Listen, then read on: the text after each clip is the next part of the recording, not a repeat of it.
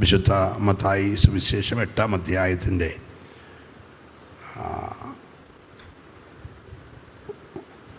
1-ാമത്തെ വാക്യം. അവൻ മലയിൽ നിന്ന് ഇറങ്ങി വന്നാറേ വളരെ പുരുഷാരം അവനെ പിന്തുടർന്നു.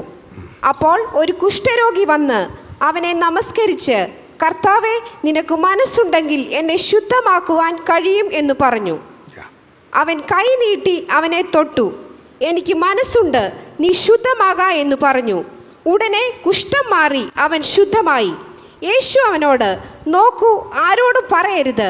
അവർക്ക് സാക്ഷ്യത്തിനായി നീ ചെന്ന് നിന്നെ തന്നെ പുരോഹിതന് കാണിച്ച് മോശ കൽപ്പിച്ച വഴിപാട് കഴിക്ക എന്ന് പറഞ്ഞു. വളരെ സുപരിചിതമായൊരു വേദഭാഗമാണ് നമ്മൾ പകലിലെ ചിന്തയ്ക്ക് ആധാരമായിട്ട് വായിച്ചത്. ഈ വേദഭാഗം വായിച്ച് ധ്യാനിച്ചിട്ടില്ലാത്ത ആരും തന്നെ ഒരു പക്ഷെങ്കിൽ ഇന്ന് പകൽ ഇവിടെ കാണത്തില്ല. നമുക്കൊക്കെ വളരെ സുപരിചിതമായ ഒരു അനുഗ്രഹിക്കപ്പെട്ട വേദഭാഗമാണ് വായിച്ചത്.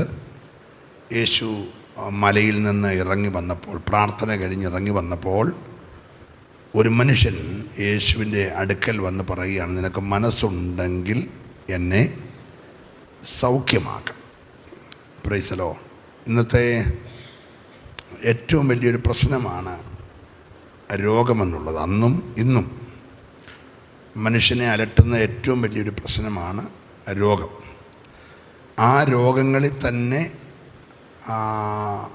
വളരെ അശുദ്ധമായ, ആളുകൾക്ക് ഉൾക്കൊള്ളാൻ കഴിയാത്ത, ജനം വെറുക്കുന്ന, സമൂഹം ഒറ്റപ്പെടുത്തുന്ന, ഇസ്രായേലിലാണെങ്കിൽ പാളയത്തിന് പുറത്തേക്ക് നിർബന്ധപൂർവം തള്ളിക്കളയുന്ന ഒരു മാരക രോഗമായിരുന്നു കുഷ്ഠരോഗം.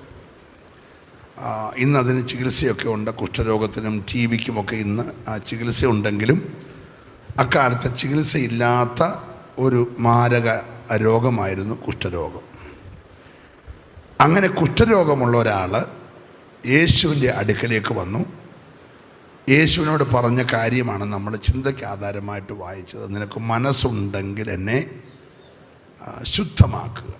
നമുക്ക് വളരെ പ്രാർത്ഥനയോടും പ്രതീക്ഷയോടും ഇന്ന് പകലായിരിക്കും. ഞാൻ ഈ രാവിലെ ദീർഘമായ സമയം, അല്ലെങ്കിൽ ലഭിച്ച സമയം, നിങ്ങൾക്കെല്ലാം വേണ്ടി പ്രാർത്ഥിച്ചു, ശുശ്രൂഷയ്ക്ക് വേണ്ടി പ്രാർത്ഥിച്ചു. ദൈവം തന്ന ഈ ഒരു വേദഭാഗം കുറേ നേരം ധ്യാനിച്ചു. തീർച്ചയായിട്ടും ഈ വചനം ജീവിതങ്ങൾക്ക് സൗഖ്യം നൽകും. അത് ആന്തരികമായും ബാഹ്യമായുമുള്ള സൗഖ്യങ്ങളുണ്ടാകണം. ആത്മമനുഷ്യനുണ്ടായ രോഗങ്ങൾ സൗഖ്യമാകണം, ജഡമനുഷ്യനുള്ള രോഗങ്ങൾ സൗഖ്യമാകണം. ഇന്ന് നമുക്ക് പറ്റിയ ഏറ്റവും വലിയ പരാജയം, ജഡമനുഷ്യൻ്റെ രോഗങ്ങളെക്കാൾ അധികം ആത്മമനുഷ്യൻ രോഗിയായിക്കൊണ്ടിരിക്കുന്ന ഒരു വല്ലാത്ത കാലഘട്ടത്തിലാണ് നമ്മളൊക്കെ ആയിരിക്കുന്നത്.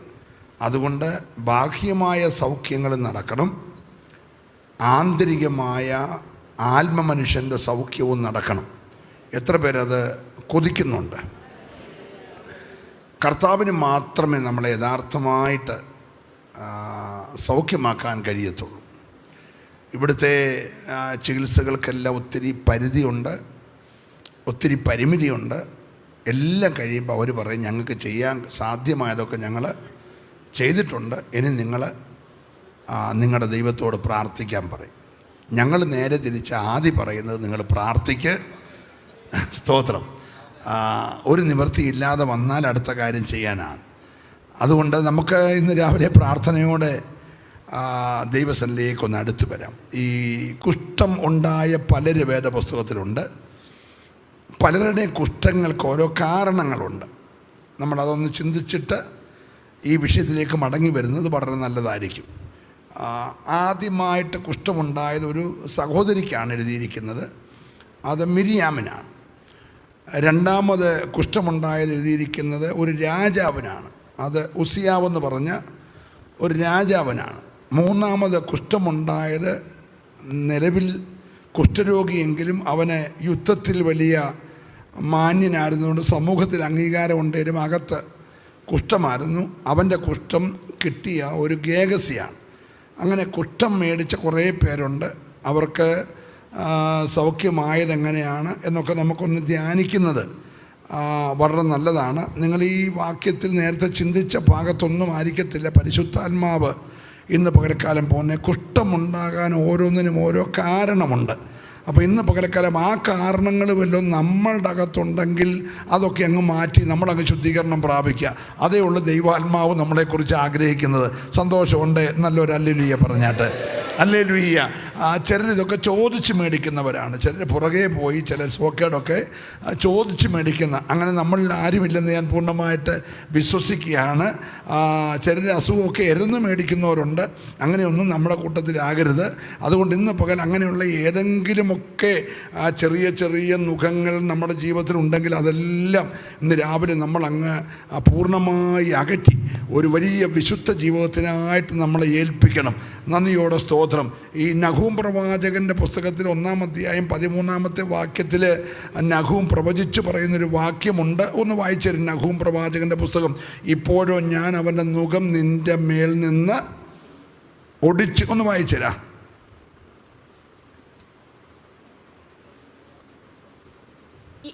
ഇപ്പോഴോ ഞാൻ അവന്റെ മുഖം നിന്റെ മേൽ നിന്ന് ഓടിച്ചു കളയും, നിന്റെ ബന്ധനങ്ങൾ അറുത്ത് കളയുകയും ചെയ്യും. അപ്പൊ ചില നുഖങ്ങളും ചില ബന്ധനങ്ങളൊക്കെ ഉണ്ട്. രോഗവും ചിലതൊക്കെ ഒരു ബന്ധനമാണ്. അതുകൊണ്ട് ഇവിടെ പ്രവാചകൻ പറയുകയാണ്, ഇപ്പോഴോ ഞാൻ നിന്റെ നുഖം നിന്റെ മേൽ നിന്ന് ഒടിച്ചു കളയും, നിന്റെ ബന്ധനങ്ങൾ അറുത്ത് കളയും എന്ന് പറഞ്ഞു. കൈ ഉയർത്തി നല്ലൊരു ഹല്ലേലൂയ പറഞ്ഞാട്ടെ. നമ്മൾ ഈ വേദഭാവമൊക്കെ കാണുമ്പോൾ ചിലതൊക്കെ നമ്മൾ ആദ്യം കാണുന്ന ഭാഗങ്ങളൊക്കെ പിന്നെ താഴോട്ട് വായിക്കാനായിട്ട് ശ്രമിക്കും. ഇപ്പോൾ അതിനൊന്നും ശ്രമിക്കരുത്. നമുക്ക് ഷോർട്ടായ ടൈമിനകത്ത് ഒരു പ്രധാനപ്പെട്ട സന്ദേശം കൈമാറാനുള്ളത് കൊണ്ട് ഈ കേട്ടതെല്ലാം അങ്ങനെ തന്നെയോ എന്ന് വീട്ടിൽ ചെന്നിട്ട് തിരുവെഴുത്തുകളെ പരിശോധിക്കണം. അതാണ് ഏറ്റവും നല്ല അനുഗ്രഹം. ഒന്നുകൂടെ ദൈവത്തെ സ്തുതിച്ചാട്ടെ. ഹല്ലേലൂയ. ചില നുഖങ്ങളൊക്കെ ചോദിച്ച് മേടി വെച്ച് വെക്കുന്ന കേട്ടോ. ഞാൻ ഒരു വീട്ടിൽ ഇപ്പോഴല്ല, ഒരു 2001-2002 കാലഘട്ടം, ഒരു 20 വർഷത്തോളം പുറകിൽ എന്നെ ഒരു വീട്ടിൽ പ്രാർത്ഥിക്കാനായിട്ട് വിളിച്ചു. അപ്പോൾ പ്രാർത്ഥിക്കാൻ വിളിച്ചപ്പോൾ എൻ്റെ ഉള്ളത്തിൽ തന്നെ പോകാനൊരു മടി വന്നതുകൊണ്ട് ഞാൻ എൻ്റെ കൂടെ ശുശ്രൂഷിക്കുന്ന 2 ദൈവദാസന്മാരെ കൂടെ കൂട്ടിക്കൊണ്ടാണ് പോയത്. ഞാൻ അങ്ങനെ 3 പേര് ആ വീട്ടിൽ പോയിരുന്നുകൊണ്ട് പ്രാർത്ഥനയ്ക്കായിട്ട് സമയം കണ്ടെത്തി ദീർഘമായ ചില മണിക്കൂറുകൾ ഞങ്ങൾ ആ വീട്ടിൽ പ്രാർത്ഥിച്ചപ്പോൾ ഒരു കാര്യം വെളിപ്പെട്ട് വന്നു. ആ വെളിപ്പെട്ട് വന്ന കാര്യം നമുക്ക് വിശ്വസിക്കാൻ കഴിയത്തില്ലാത്തതായതുകൊണ്ട് ഞാൻ ചോദിച്ചു, ഇനി കണ്ട ദർശനം ശരിയാണോ തെറ്റാണോ എന്ന് നമുക്ക് തന്നെ ഒരു സംശയം തോന്നുന്നത് പോലെയുള്ളൊരു കാര്യമാണ് കണ്ടത്. അപ്പം ഞാൻ അവരോട് ചോദിച്ചു, ഇങ്ങനെ ഒരു കൊല്ലൻ്റെ ആലയും ഒരു കൊല്ലനെയും ഒക്കെ കാണുന്നല്ലോ, കരഞ്ഞുകൊണ്ട് പാത്രങ്ങളൊക്കെ തലയിൽ വെച്ച് ഈ ആലയ്ക്കകത്തെ സാധനമൊക്കെ തോളത്ത് വെച്ചുകൊണ്ട് 2-3 പിള്ളേരെയും പിടിച്ചുകൊണ്ട് പോകുന്നത് പോലെ ഒരു കാഴ്ച കാണുന്നു. നമ്മുടെ വീടുമായിട്ട് എന്തെങ്കിലും, ഇവർ നല്ല ഒന്നാന്തരം തറവാടിത്തമുള്ള നല്ലൊരു ക്രൈസ്തവ കുടുംബമാണ്. അപ്പോൾ അവരുടെ വീട്ടിൽ കൊല്ലൻ്റെ ആലയൊന്നും കണ്ട കാര്യമില്ലല്ലോ. അപ്പം ഞാൻ കണ്ടത് തെറ്റാണോ എന്നറിയാനായിട്ട് ഞാനിങ്ങനെ ചോദിച്ചപ്പോൾ അവർ പറഞ്ഞു, അങ്ങനെയൊന്നും ഞങ്ങൾക്കൊന്നും ഒരു ഓർമ്മ വരുന്നില്ലെന്ന് പറഞ്ഞു. ഞങ്ങൾ പിന്നെയും പ്രാർത്ഥനയ്ക്കിരുന്ന് ഇങ്ങനെ ദൈവാത്മാവിൽ നിറഞ്ഞ് പ്രാർത്ഥിച്ചുകൊണ്ടിരിക്കുമ്പോൾ വീണ്ടും ഇത് തന്നെ കാണുക. ഞാൻ പറഞ്ഞു, രണ്ടാമതും അത് തന്നെയാണ് കാണുന്നതെന്ന് പറഞ്ഞപ്പോൾ അവിടുത്തെ അമ്മച്ചി ഇറങ്ങി വന്ന് പറഞ്ഞു, ഞങ്ങളുടെ ഈ പറമ്പിൻ്റെ മൂലയ്ക്ക് 2 സെൻറ്റിനകത്ത് ഒരു കൊല്ലൻ്റെ ആലയുണ്ടായിരുന്നു. അവനെ ഇറങ്ങിപ്പോകത്തില്ലായിരുന്നു. ഒരു രാത്രി ഞങ്ങൾ അവൻ്റെ ആലയ്ക്ക് തീ വെച്ചു, അവനെ ഇറക്കി വിട്ടു. അങ്ങനെ പോയ കാര്യം അമ്മച്ചിക്ക് ഓർമ്മ വന്നു. സ്തോത്രം. ഇവൻ പോയപ്പോൾ ഈ എവിടെ പോകാനാ, ഭയങ്കര പെരുമഴയുള്ള സമയത്ത് ഓലഷെട്ടുകൾ ഉണ്ടാക്കി ഒരു ആലയ്ക്കകത്ത് അവനും ഭാര്യയും 2 പിള്ളേരും അവൻ്റെ എല്ലാ ജീവിതവും അതിനകത്ത് നടക്കുന്നത്. അതിനകത്ത് ഇറക്കി വിട്ട രാത്രിയിൽ തൊട്ടപ്പുറത്തോട്ട് പോയ കനകപ്പലം വനമൊക്കെയാണ്. അങ്ങനെയുള്ള ഇന്നത്തെ കാലമല്ല, കുറേ വർഷങ്ങൾക്ക് മുമ്പുള്ള കഥയാണ്. അവരങ്ങനെ പോയി, എവിടെ പോയെന്നും അറിയത്തില്ല, പിന്നെ ജീവിച്ചോ മരിച്ചോ ഒന്നും അറിയത്തില്ല. പക്ഷേ ഈ വീട്ടിൽ വിട്ടുമാറാത്ത ചില പ്രശ്നങ്ങളുള്ളത് കൊണ്ട് ഞങ്ങളെ പ്രാർത്ഥിക്കാൻ വിളിച്ചേക്കുകയാണ്. അവിടെ ചെന്നപ്പോൾ വർഷങ്ങൾക്ക് മുമ്പുള്ള കൊല്ലനും ആലയും പട്ടിയും ഈ ഓലപ്പരയും പിള്ളേരെ പിടിച്ചുകൊണ്ട് പോകുന്നതൊക്കെ വെളിപ്പെട്ട് വന്നെങ്കിൽ ചില നുഖമൊക്കെ നമ്മളിങ്ങനെ ചോദിച്ച് മേടിച്ച് വെക്കുന്ന ചിലതൊക്കെ ഉണ്ട്. അതിന് പുറമേ ഉള്ള ചികിത്സയൊന്നും പറ്റത്തില്ല. ആഴത്തിൽ തന്നെ അതിൻ്റെ ക്രമീകരണങ്ങൾ ഉണ്ടാകണം. ഇന്ന് പകൽക്കാലം ദൈവത്തിൻ്റെ മക്കളെ പരിശുദ്ധാത്മാവ് ഓർപ്പിച്ച്, ഞാനിങ്ങനെ ഒത്തിരി പഴയ കഥയൊന്നും പറയാറില്ല, ഞാനങ്ങ് മെസ്സേജ് പറഞ്ഞ് പോകുകയാണ്. പക്ഷേ ഇന്ന് പകൽ നിങ്ങളോട് പറയുന്നു, ഉപവാസത്തിന് കുറവില്ല, പ്രാർത്ഥനയ്ക്ക് കുറവില്ല. പക്ഷേ ചില പ്രതിസന്ധികൾ മാറുന്നില്ല. മാറാതെ നിൽക്കുന്നെങ്കിൽ അതിൻ്റെ പുറകിൽ തക്കതായ എന്തെങ്കിലും കാരണമുണ്ടെങ്കിൽ നീ ഇന്ന് രാവിലെ ഈ ഉപവാസത്തിൻ്റെ 11-ാമത്തെ പകൽ ദൈവത്തോട് ഹൃദയപ്രകാരം ഏറ്റുപറഞ്ഞ് ആ കുറവുകളൊക്കെ ദൈവം ക്ഷമിക്കത്തക്ക നിലയിൽ നീ ഒന്ന് സമർപ്പിച്ചാൽ ദൈവം ആ നുക ഒടിക്കും. ഞങ്ങൾക്ക് ആർക്കും അത് ഒടിക്കാൻ കഴിയത്തില്ല. നീ പിടിച്ചു വെച്ച നുകമാണെങ്കിൽ തമ്പുരാൻ ആ നുക ഒടിക്കണം. സന്തോഷമുണ്ടെങ്കിൽ നല്ലൊരു ഹല്ലേലൂയ പറഞ്ഞേര്. എൻ്റെ പെയ്ത്തുവമിൽ കുറേ നാളുകൾക്ക് മുമ്പ് ഒരു മാന്യനായ അപ്പച്ചൻ, ഞാനിതൊന്നും പേര് പറഞ്ഞില്ല, ഞങ്ങളുടെ സഭക്കാരെല്ലാം ഇത് കണ്ടുകൊണ്ടിരിക്കുകയാണ്, ഒത്തിരി പേരും ഇപ്പം ലൈവിലുണ്ട്. ഒരപ്പച്ചൻ കുറേ വർഷം മുമ്പേ പ്രാർത്ഥിക്കാനായിട്ട് എൻ്റെ അടുക്ക് വന്ന് അദ്ദേഹം ഒരു വടിയൊക്കെ കുത്തിയാണ് വന്നിരിക്കുന്നത്. അദ്ദേഹത്തിൻ്റെ ഒരു കാല് മുഴുവൻ ഇങ്ങനെ തുണി വെച്ച് പൊതിഞ്ഞ് കെട്ടിയിരിക്കുക. ഈ തുണി പൊതിഞ്ഞ് കെട്ടി വന്നേക്കുന്ന ആളെ വന്ന വാതിക്കയിരുന്നു. ഞാൻ ഇറങ്ങിച്ചെല്ലുന്ന സമയം വരെ അദ്ദേഹം പെയ്ത്തുവമിൻ്റെ വാതിക്കയിരുന്നു. ഞാൻ ഇറങ്ങിച്ചെന്ന് വന്ന അപ്പച്ച കയറി വന്നാട്ട് ഇരുന്നാട്ട് എന്നൊക്കെ പറഞ്ഞിരുന്നു. അപ്പച്ചന് പറഞ്ഞു ഒന്ന് പ്രാർത്ഥിക്കാൻ വന്നതാണ്. ഞാൻ ചോദിച്ചു എന്താണ് അപ്പച്ചൻ? പറഞ്ഞ് കാലിൻ്റെ 5 വിരലും മുറിച്ചു, പൊത്തയുടെ പകുതി മുറിച്ചു, ഇപ്പോൾ പഴുപ്പ് അങ്ങോട്ട് മാറില്ല, പഴുപ്പ് അകത്തോട്ട് കയറുകയാണ്, മുട്ടിൻ്റെ ഭാഗത്ത് വെച്ച് മുറിക്കണമെന്നൊക്കെയാണ് ഡോക്ടർ പറഞ്ഞിരിക്കുന്നത് എന്ന് പറഞ്ഞ് ഞാൻ പറഞ്ഞു ഡയബറ്റിക്കിൻ്റെ എന്ന് പറഞ്ഞു ഡയബറ്റിക്കൊക്കെ ഉണ്ട് പാസ്റ്റേ, എവിടെയോ ഒന്ന് തട്ടിയപ്പോൾ ഉണ്ടായ ഒരു മുള്ള ഏതാണ്ട് കൊണ്ടതാ, ചെറുതായിട്ട് കാരണം അത്രയൊക്കെ ഉള്ളൂ, പക്ഷേ ഇപ്പോൾ ഇത്രയൊക്കെ ആയിട്ടുണ്ട്, അതുകൊണ്ട് പാസ്റ്റർ പ്രാർത്ഥന. പക്ഷേ ഇപ്പം എൻ്റെ കാലിനല്ല പാസ്റ്റർ വേദന, എൻ്റെ വേദന മുഴുവൻ എൻ്റെ ഹൃദയത്തിനാന്ന് പറഞ്ഞു. ഞാൻ ചോദിച്ചു അതെന്താ അപ്പച്ച? ഇപ്പം ഹൃദയത്തിന് അത്രമാത്രം വേദന, ഇഷ്ടം പോലെ ഇട്ട് മൂടാൻ സ്വത്തുണ്ട്, നല്ല 1-ാം തരം 2 നില വീട്, 2 കാറ്, പിള്ളേരെല്ലാം നല്ല നിലയിലൊക്കെയാ, വലിയ കുഴപ്പമൊന്നുമില്ല. പിന്നെ എന്നെ അപ്പച്ചൻ ഇത്ര വലിയ സങ്കടം ചോദിച്ചവൻ പറഞ്ഞു എൻ്റെ പറമ്പിൽ പണ്ട് താമസിച്ച ഒരു സാധുവായ മനുഷ്യനുണ്ട്, വിശ്വസ്തനായിരുന്നു, അവന് എവിടെ നിന്നോ എല്ലാം കൂടെ കഷ്ടപ്പെട്ട് കൂലിപ്പണി ചെയ്ത് അവനും ഭാര്യയും പിള്ളേരും എല്ലാം കൂടെ ഒരിച്ചിരി പൈസ എൻ്റെ കൈ കൊണ്ട് തന്നിട്ട് പറഞ്ഞച്ചാ അച്ഛാൻ ഈ പൈസയ്ക്ക് എനിക്ക് എവിടെയെങ്കിലും ഒരു 10 സെൻറ്റ് സ്ഥലം ഒരു കൊച്ചു പെരയും മേടിച്ച് തരണം, ഞങ്ങൾക്കൊന്നുമില്ലല്ലോ എന്നൊക്കെ പറഞ്ഞ് അവൻ കൊണ്ട് തന്നു. പക്ഷെങ്കിൽ പിന്നീട് വസ്തുക്കളുടെ വിലയും കാര്യങ്ങളൊക്കെ മാറി, എനിക്കത് ചെയ്യാൻ കഴിഞ്ഞില്ല. അവൻ എവിടെയോ മലബാറിലെങ്ങാണ്ട് പോയി, പിന്നെ ഞാൻ അവനെ കണ്ടിട്ടില്ല. പക്ഷേ ഇപ്പോൾ എൻ്റെ കാലിനല്ല വേദന, ഈ ചെയ്തത് ഓർത്തിട്ട് എൻ്റെ ഹൃദയത്തിന് യാതൊരു സ്വസ്ഥതയുമില്ല, ഞാനിങ്ങനെ കരഞ്ഞുകൊണ്ടിരിക്കുക എന്ന് പറഞ്ഞു. ദൈവത്തിന് സ്തോത്രം. ഞാൻ കഥകൾ ചോദിച്ചു കേട്ടപ്പോൾ ആ കുടുംബത്തിൻ്റെ ഉള്ളറയിൽ നടക്കുന്ന ആരുടെയൊക്കെയോ കണ്ണുനീരിൻ്റെ അനുഭവങ്ങൾക്ക് കുഷ്ഠം പോലെ വിട്ടുമാറാതെ നിൽക്കുകയാണ് കേട്ടോ.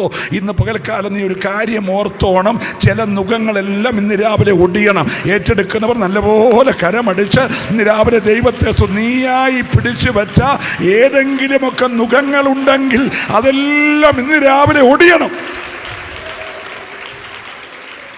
Price the Lord, praise the Lord.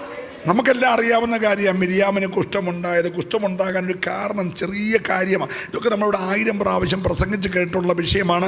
നമുക്ക് ഈ വാക്യത്തിൽ തിരിച്ചു വരികയും ചെയ്യണം, സമയത്ത് യോഗം നിർത്തുകയും ചെയ്യണം. മിരിയാമിന് ഇത്രയേ ഉള്ളൂ പ്രശ്നം. പുള്ളിക്കാരത്തിയുടെ ആങ്ങള ഈ മോശ ഒരു കല്യാണം കഴിച്ചു ഒരു കൂശ്യ സ്ത്രീയാണ്. നമുക്കെല്ലാം അറിയാം കൂശ്യ സ്ത്രീയെ കല്യാണം കഴിച്ചു.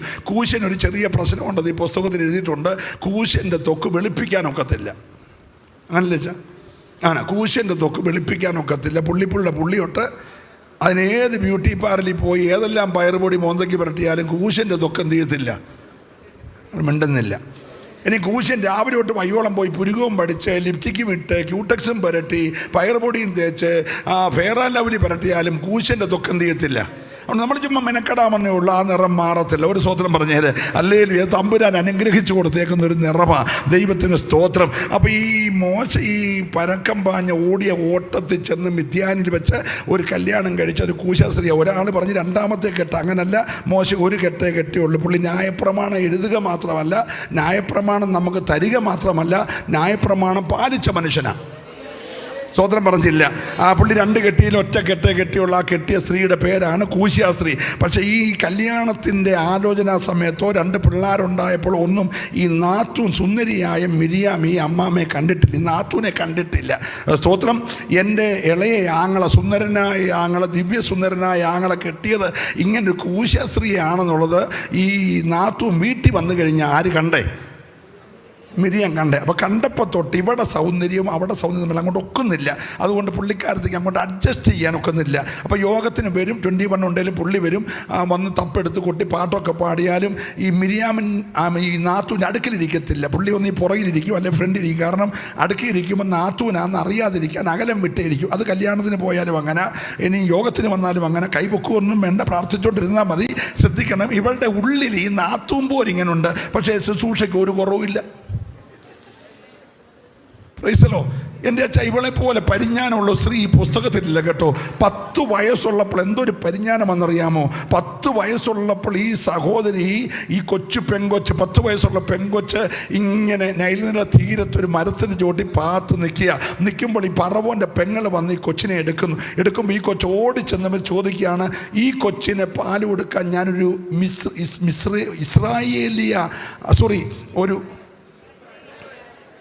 ഇസ്രായേലിയ ദാസിയെ വിളിച്ചോണ്ട് വരട്ടെ. ന്യായമായിട്ട് എന്താ ചോദിക്കണ്ടേ? എൻ്റെ മമ്മിയെ വിളിച്ചോണ്ട് വരട്ടെന്നല്ലേ? 10 വയസ്സുള്ള കൊച്ച് ന്യായമായിട്ട് ചോദിക്കണ്ടേ? എൻ്റെ മമ്മിയെ വിളിക്കട്ടെന്നല്ലേ ചോദിക്കണ്ടേ? ചോദിച്ചാൽ കൊച്ചും പോക്കാ തള്ളയും പോക്കാ. കാരണം രാജകൽപ്പന ലംഘിച്ചേച്ച് നിൽക്കുക. 2 വയസ്സ് താഴെയുള്ള ആമ്പിള്ളാരെ എല്ലാം കൊല്ലണം, ജനിക്കുമ്പോഴേ കൊല്ലണമെന്ന് കൽപ്പനയുള്ളപ്പോൾ കൽപ്പന ലംഘിച്ച് അമ്മയുടെ മോളാണ് ഇത്. ഈ അമ്മയും കൊച്ചും എല്ലാം കൂടിയാണ് കൽപ്പന ലംഘിച്ചതെന്ന് പറഞ്ഞാൽ പറവോൻ കശാപ്പ് ചെയ്യും. അതുകൊണ്ട് നല്ല വിവരമുള്ള കൊച്ചു പറഞ്ഞു, ഞാൻ പോയി ഒരു മിസ്രൈമി ദാസിയെ വിളിച്ചോണ്ട് വരട്ടെ എന്ന് ചോദിച്ചു. അങ്ങനെ ചോദിച്ച് കഴിഞ്ഞിട്ട് ഈ പെൺകുട്ടി നല്ല പോലെ ആലയത്തിൽ അങ്ങ് ഓർഗനും ഗിത്താറും ട്രംസെറ്റും മൃദംപാടും ഒന്നുമില്ല, ആകെ ഉള്ളതൊരു തപ്പ. ഈ തപ്പ് കൊട്ടി ആരാധിക്കാൻ കൊച്ചിനറിയാം. പുറത്തുനിന്ന് ആളിനെ എടുക്കണ്ട, ഇവള് തന്നെ ആരാധനയൊക്കെ ലീഡ് ചെയ്തോളും. 2 പാട്ട് പാടുമ്പോൾ നൃത്തം ചെയ്യാൻ അറിയാം. നമ്മുടെ കൂടെ നൃത്തം ചെയ്യിപ്പിക്കേണ്ട, കൊച്ചിന് നൃത്തം ചെയ്യാൻ അറിയാം. ഒരു സ്വതന്ത്രം പറഞ്ഞേരെ, ഹല്ലേലൂയ. പിന്നെ 90 വയസ്സായാലും ഒറ്റ പാട്ടിന് 72 മണിക്കൂർ ആരാധിപ്പിക്കാൻ ഇവക്കറിയാം. ഒരു സ്വതന്ത്രം പറഞ്ഞേരെ. നല്ല ദൂത്, നല്ല കടുക് പൊട്ടുന്ന ദൂത് പറയാൻ പ്രവാചകയാണ് ഇവര്. തീർന്നിട്ടില്ല, 90ാമത്തെ വയസ്സിന് കന്യകത്വം സൂക്ഷിച്ചവളാണ്.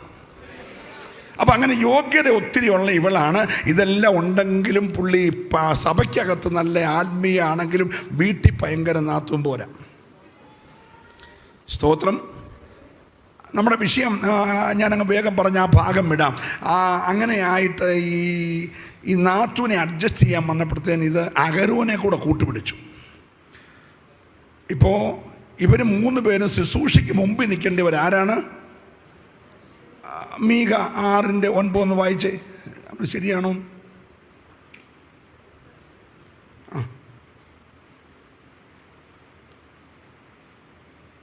6:4 വായിച്ചു. 6:4 മീക 6:4 വേഗം വായിച്ചു.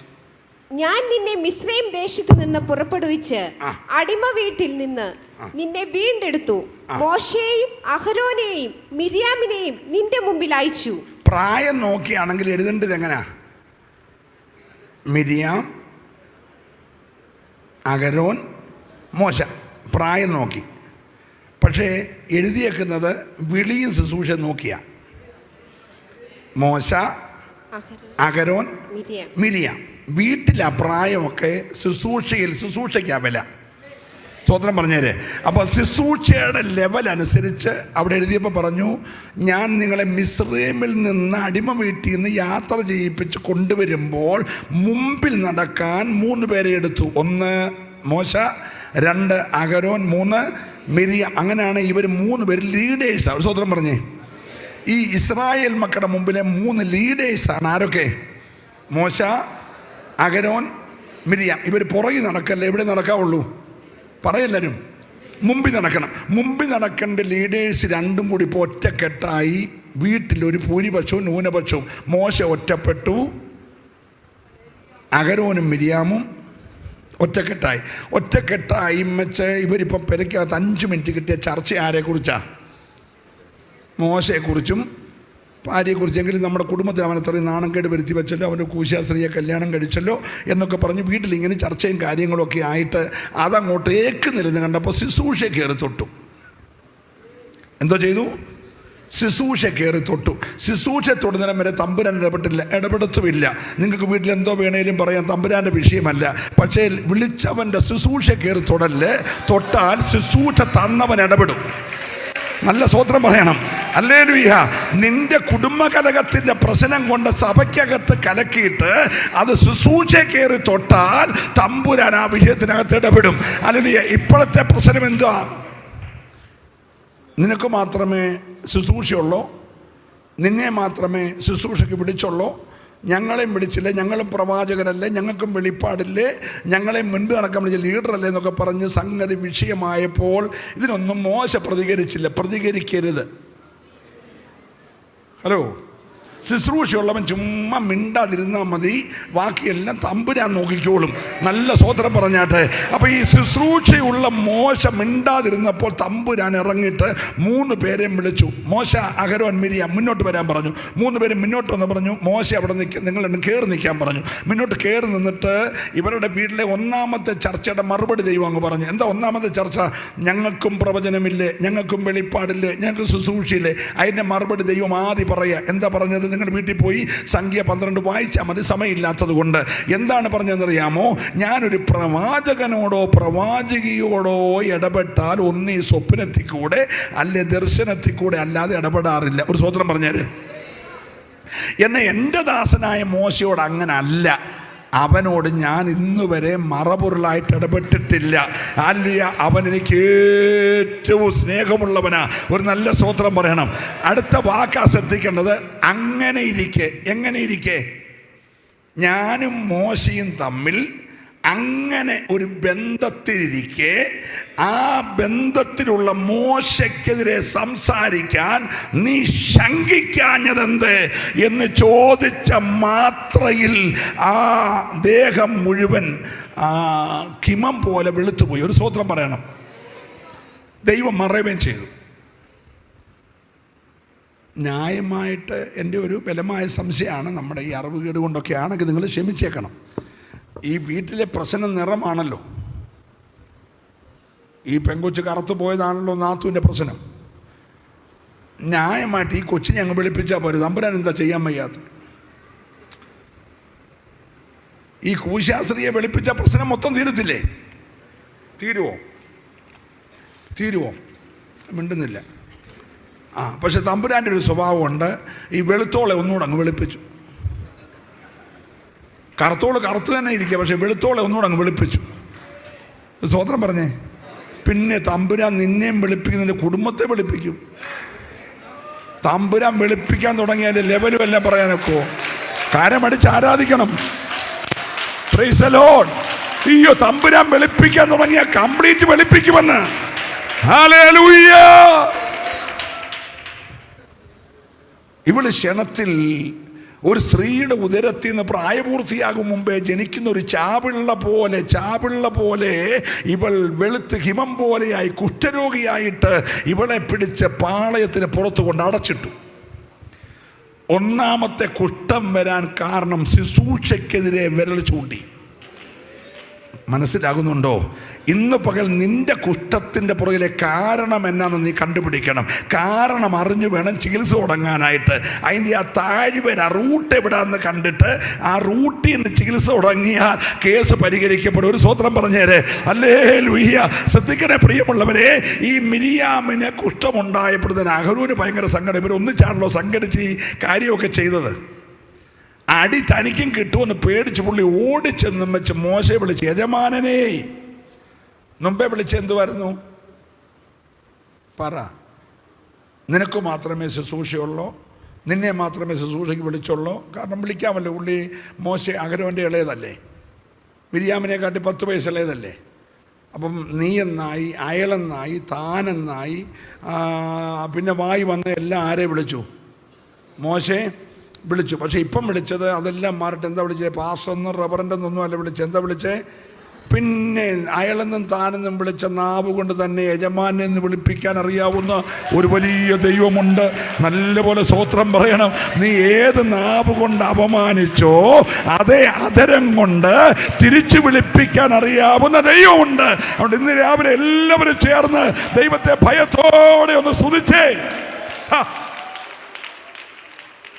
Price the Lord. ഇപ്പം അഹരോൻ ഓടി എന്ന് പറഞ്ഞ യജമാനെ നമ്മുടെ പെങ്ങളെ മിരിയാം അതേ കുഷ്ഠമായി ഒന്ന് പ്രാർത്ഥിക്കാൻ പറഞ്ഞു. ഈ മോശയ്ക്കൊരു കുഴപ്പമുണ്ട്. എന്തോ സങ്കടം പറഞ്ഞാലും പുള്ളി ഉടനെ കവണ് വീഴും. അത് പണ്ട് തൊട്ട് പുള്ളിയുടെ ഒരു സ്വഭാവമാണ്. പുള്ളി ചാടി ദൈവത്തിൻ്റെ മുമ്പിൽ കവണ് വീണ് പറഞ്ഞ്, കർത്താവേ, എൻ്റെ പെങ്ങളാ, അവളുള്ളതുകൊണ്ടാണ് ഞാൻ കൊട്ടാരത്തിൽ പോയതും നന്മ പ്രാപിച്ചതും ഒക്കെ. അതുകൊണ്ട് നീ ഒന്നും ദോഷം ചെയ്യലെന്ന് പറഞ്ഞ് മോനെ, ഞാൻ ഉമണ് കളഞ്ഞ കേസാ, വായി ഉമണ് കളഞ്ഞ കേസാ. നിങ്ങൾ മിണ്ടിയില്ല. എടാ, അപ്പൻ മോളെ തുപ്പിയാൽ 7 ദിവസം അശുദ്ധയായിട്ടിരിക്കണം. അങ്ങനെയെങ്കിൽ ഇത് ഞാൻ തുപ്പിയ കേസാണ് എന്ന് പറഞ്ഞാൽ വെളിപ്പാടിലെ കാര്യം പറഞ്ഞത്, ഞാൻ എൻ്റെ വായിൽ നിന്ന് ഉമിണ് കളഞ്ഞ കേസാണ്, അതുകൊണ്ടൊരു 10 ദിവസം കിടക്കട്ടെ. സ്വത്രം ആരും പറഞ്ഞില്ല. മനസ്സിലാകുന്നുണ്ടോ?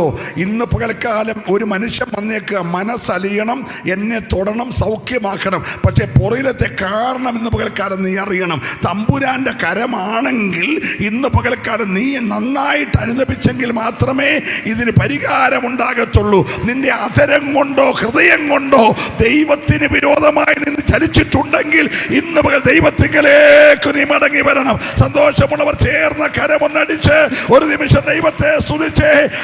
പലതിന്റെയും പുറകിൽ ചില കാരണങ്ങളുണ്ട്.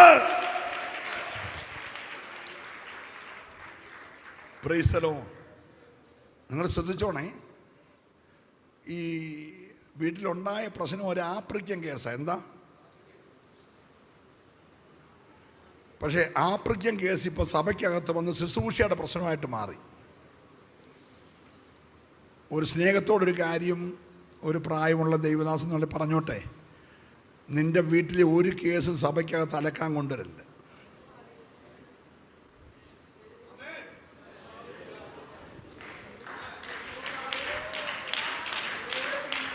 ചേർന്ന് നല്ലപോലെ ദൈവത്തെ ഒന്ന് ആരാധിച്ചു. കുഴപ്പമില്ല. ഹല്ലേലൂയ. ഫലം പറയാൻ പോവാ. ചലിച്ചോണ്ടിരുന്ന മേഘം നിശ്ചലമായി. അവരുടെ മുമ്പിൽ ചലിച്ചുകൊണ്ടിരുന്ന മേഘം നിശ്ചലമായി. ആളിക്കത്തിക്കൊണ്ടിരുന്ന ജ്വാല പോലെ കത്തിയ സ്തംഭം, ആ മേഘസ്തംഭവും അഗ്നിത്തൂണും നിശ്ചലമായി. മനസ്സിലാകുന്നുണ്ടോ? മേഘസ്തംഭം നിശ്ചലമായി, അഗ്നിത്തൂണ് നിശ്ചലമായി. ആളെ കൂടാരത്തിന്റെ കുറ്റി അങ്ങ് ഉറച്ചൊരു 7 ദിവസത്തേക്ക്. Price the Lord. കൂടാരം ചലിക്കുന്നില്ല, മേഘം ചലിക്കുന്നില്ല, അഗ്നിജാല പോലെ കത്തിയ അഗ്നിത്തൂണ് ചലിക്കുന്നില്ല, പാളയത്തിനകത്ത് വലിയ സംസാരങ്ങൾ നിശ്ചലമായി. എന്താ കാര്യം? ഒരു കുടുംബത്തിനകത്തുണ്ടായ ഒരു ചെറിയ സൗന്ദര്യപ്പിണക്കം ഒരു ജനതയുടെ വാഗ്ദത്ത കനാനിലേക്കുള്ള യാത്ര മുടങ്ങി. ഇന്ന് പകൽ ഏറ്റെടുക്കുന്നവരെ സ്തുതിക്കാവുള്ളൂ. അതിൽ എത്ര പേർക്ക് ദൂത് മനസ്സിലാകുന്നുണ്ട്? ഒരു ജനത്തിന്റെ മുഴുവൻ ആത്മീക യാത്ര മുടക്കിയത്.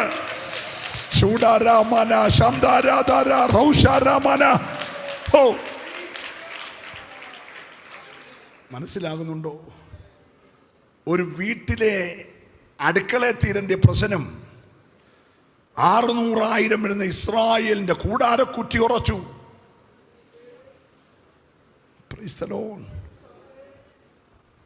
മേഘം നിശ്ചലമായി, അഗ്നിത്തൂണ് സ്തംഭിച്ചു. പാളയത്തിന് പുറത്ത് ഭയങ്കര നിലവിളിയും കരച്ചിലും. കുഷ്ഠത്തിന്റെ വേദനയല്ലേ? മോശ നെടുമ്പാട് വീട് കിടക്കുന്നു, അഹരോൻ അയ്യം വിളിക്കുന്നു.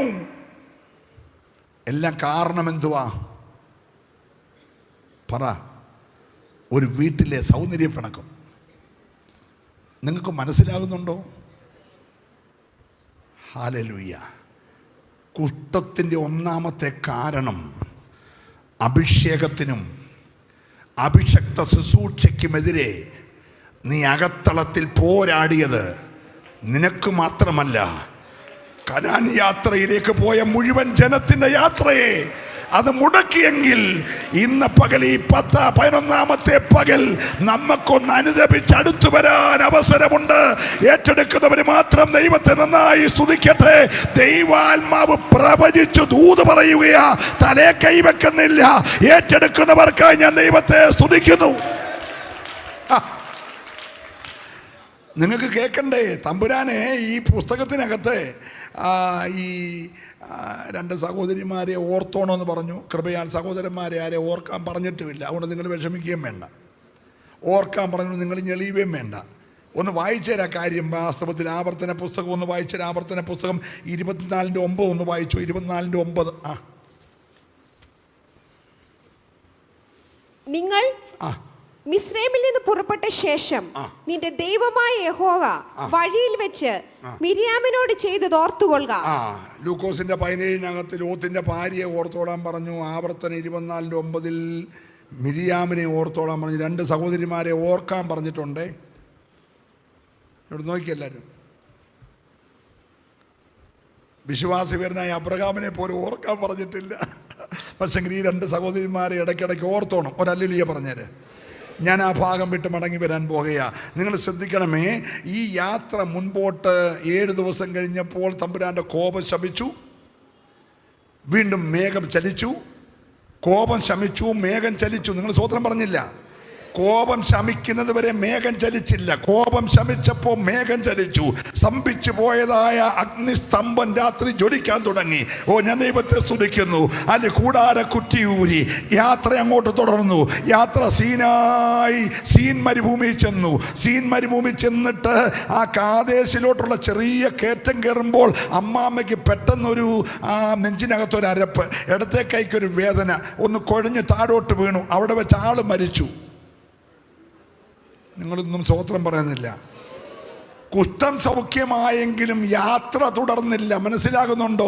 നിന്നെ വിളിച്ചത് പാതി വഴിയിൽ അവസാനിക്കാനല്ല, നിന്നെ വിളിച്ചത് വാഗ്ദത്തത്തിലെത്താനാ. ഈ രാത്രി ദൂതേറ്റെടുക്കുന്നവർ മാത്രം ദൈവത്തെ സ്തുതിച്ചാരാധിക്കണം. എൻ്റെ കൂടപ്പിറപ്പേ, നിന്നെ വിളിച്ചത് പാതി വഴിയിൽ ശുശ്രൂഷ അവസാനിക്കാനല്ല. ഓ ശബ്ദരെ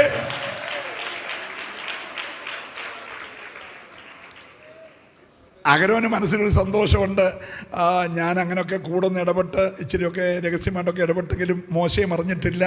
തമ്പുരാനും വലിയ പ്രശ്നമൊന്നും ഉണ്ടായില്ലെന്നാണ് തോന്നുന്നത്. അതുകൊണ്ട് എന്നോട് പ്രത്യേകിച്ച് കുഴപ്പമൊന്നുമില്ല. മിരിയാമിന് കുഷ്ഠം വന്നുള്ളൂ, മിരിയാമെ തട്ടിപ്പോയുള്ളൂ എന്നൊക്കെ ചിന്തിച്ചെങ്കിൽ, ഇവിടെ ശ്രദ്ധിക്കണേ, എന്നൊക്കെ ചിന്തിച്ചെങ്കിൽ കാദേശ് കഴിഞ്ഞു. തൊട്ടടുത്തത് കോർ പർവ്വതമാണ്. കോർ പർവ്വതത്തിൻ്റെ കയറ്റം കയറിയപ്പോൾ അച്ചാനും നെഞ്ചിനകത്തൊരരപ്പ്. ഏതച്ചാന്? അഹരോന്. സ്തോത്രം. ലീഡേഴ്സിലെ രണ്ടാമത്തെ പുള്ളിക്ക്, ലീഡേഴ്സിലെ ഒരു പുള്ളി പോയി, ഇപ്പം 2 പേരായി. രണ്ടാമത്തെ പുള്ളിക്ക് ഒരു അരപ്പ്, കൈക്കൊരു വേദന, ഒന്ന് കുഴഞ്ഞ് കയറ്റം കയറിക്കൊണ്ടിരിക്കുമ്പോൾ അച്ചാനും പോയി.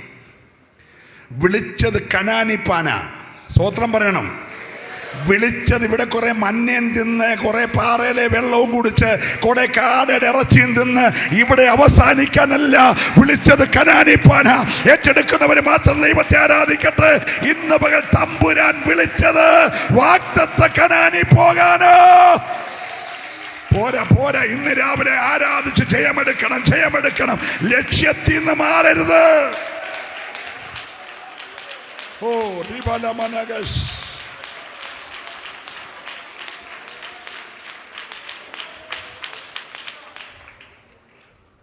എൻ്റെ കൂടപ്പിറപ്പേ, എന്തു പ്രശ്നം വരട്ടെ, ലക്ഷ്യത്തിൽ നിന്ന് മാറല്ല.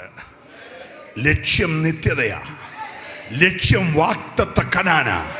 പാതി വഴിയിലെ ആവശ്യമില്ലാത്ത ഇടപെടലുകൾ, ദൈവത്തിൻ്റെ കോപം ഏറ്റുവാങ്ങിയിട്ട് യാത്ര പാതി വഴി മുടങ്ങരുത്. ഇന്ന് രാവിലെ ഉപവാസത്തിന് 11ാമത്തെ പകൽ എത്ര പേര് ദൂതേറ്റെടുക്കാൻ തയ്യാറുണ്ട്?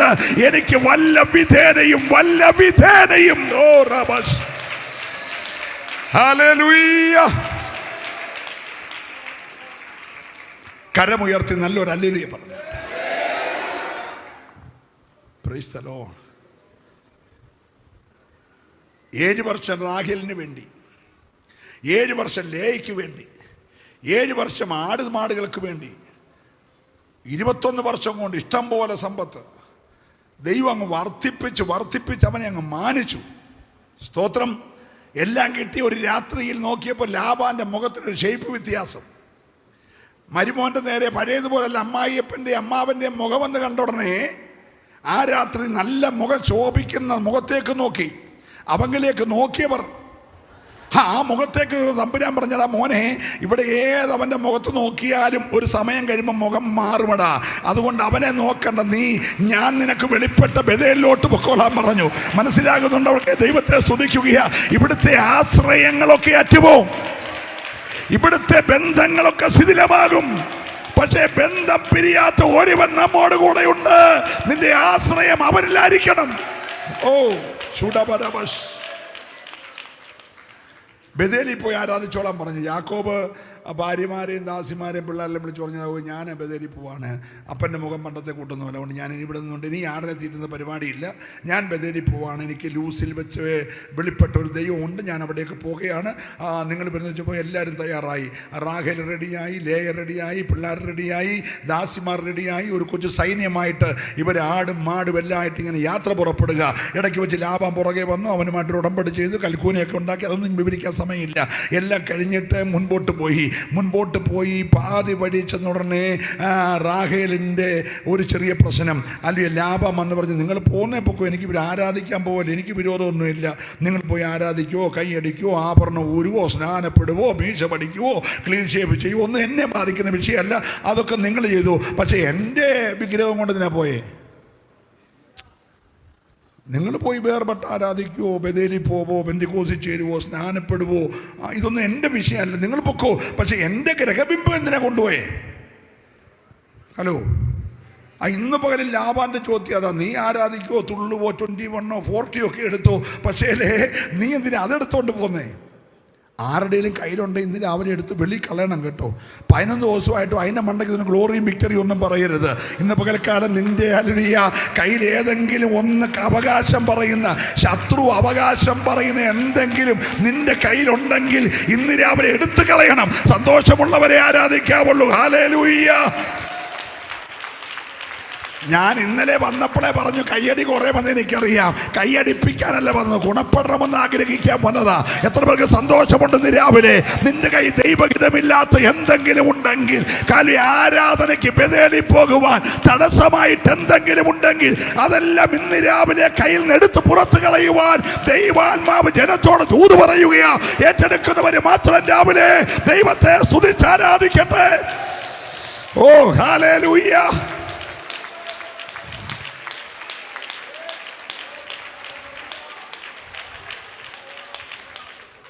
ലാവാൻ അവകാശപ്പെട്ടുണ്ടെങ്കിൽ ലാവാൻ വരും പുറകെ. നീ യേശുവിൻ്റെ നാമത്തിൽ ഇപ്പോൾ ലാവാൻ പറഞ്ഞ് ആട്ടിയാലൊന്നും ലാവാൻ പോകത്തില്ല. അവകാശം നിന്റെ കീഴേ ഇരിക്കുകയല്ലേ. വായി വെച്ച പല്ല് പോകുന്നല്ലാതെ നീ ആട്ടിയാലും തുപ്പിയാലൊന്നും ലാവാൻ പോകത്തില്ല. സ്തോത്രം പറയുന്നില്ല. ഹല്ലേലൂയ. യാക്കോബ് പറഞ്ഞു, നീ കയറി അന്വേഷിച്ചോളാൻ പറഞ്ഞു. ഈ വിഗ്രഹത്തിൻ്റെ പുറത്തിരുന്ന റാഹേൽ നട്ടാ കേൾക്കാത്ത പച്ചക്കള്ളം പറഞ്ഞു, ഗ്ലോറിയും പറഞ്ഞു. സ്തോത്രം. അങ്ങനെയൊക്കെ പറയുമ്പോൾ മനസ്സിലാവുമല്ലോ അല്ലേ? സ്തോത്രം. അപ്പൻ്റെ ഗ്രഹരൂപത്തിൻ്റെ മണ്ടയ്ക്കിരുന്ന പുള്ളി ഗ്ലോറിയും വിക്ടറിയും പ്രൈസ് ലോർഡും എല്ലാം പറഞ്ഞ് ഇങ്ങനെ ഇങ്ങനെ ഇങ്ങനെ ചലിച്ചിരിക്കുകയാണ്. സ്തോത്രം. ഈ ചലിക്കുന്നത് ഈ താഴെ ഇരുന്ന വിഗ്രഹത്തിൻ്റെ മുള്ളുകൊണ്ടാണ്. നമ്മുടെ ധാരണ ആത്മാവ് കയറിയാന്നാ. അത്ര ആരും പറയുന്നില്ല. കൈയടിച്ച് ആരാധിക്കണം. ഇന്ന് പകൽക്കാലം കെട്ടഴിയണം. കുഷ്ഠം വരാനുള്ള കാരണം നീ കണ്ടുപിടിക്കണം. അതിന് ആഴത്തിന് ചികിത്സ നൽകണം. ഓ, ഞാൻ ദൈവത്തെ നന്ദിയോടെ സ്തുതിക്കുക. ഈ അപ്പം കയറി പരിശോധിച്ചോളാൻ പറഞ്ഞു. അപ്പം കയറി പരിശോധിച്ചാൽ അപ്പനൊരു പരിമിതി ഉണ്ടല്ലോ. ഒരു പരിധിക്ക് അപ്പുറത്ത് കയറി പരിശോധിക്കാൻ അപ്പനൊക്കത്തില്ല. പക്ഷെ യാക്കോബിനായിരുന്നെങ്കിൽ കയറി പരിശോധിക്കാമായിരുന്നു. അപ്പോൾ ഇവള് പറഞ്ഞു, എനിക്ക് ഇന്നിക്കാൻ വയ്യ, അതൊരു പരുവത്തി ഇരിക്കാന്ന് പറഞ്ഞു. ഇന്നിക്കണ്ട, അവിടെ ഇരുന്നു, കിടക്കാൻ പോവാ. ഹലോ, എൻ്റെ കാര്യത്തിൽ ഒരു തീരുമാനമായില്ലേ, അടുത്ത പ്രാവശ്യം വിളിക്കണ്ടെന്നുള്ളേ. Price the Lord. യാത്ര തുടർന്നു. ഒരു കുഴപ്പമില്ല. എബ്രാത്തിലെത്താൻ ഒരല്പ ദൂരമുള്ളപ്പോൾ ഒരു 4 ചോട്ടടിയുടെ വെച്ചായിരുന്നെങ്കിൽ എബ്രാത്തിലെത്തിയേനെ. പക്ഷേ അതിന് തൊട്ടു മുമ്പേ പാതി വഴിയിൽ റാഹേൽ പോയി. മനസ്സിലാകുന്നുണ്ടോ? ഇന്ന് പകൽ എന്തിനാ ദൂത് പറഞ്ഞറിയാമോ? നീ ബദേലിപ്പാന ഇറങ്ങെങ്കിൽ ബദേലി ചെല്ലണം. നീ കനാനിപ്പാന ഇറങ്ങി കനാനി ചെല്ലണം. പാതി വഴിയിൽ അവസാനിക്കാനല്ല ദൈവം നിന്നെ വിളിച്ചത്.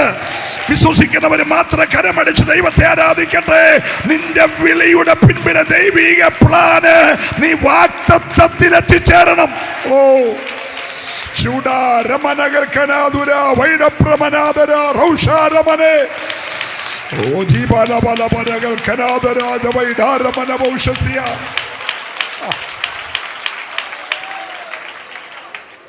ഞാൻ ആ ഭാഗം വിടുക, മടങ്ങി വരട്ടെ.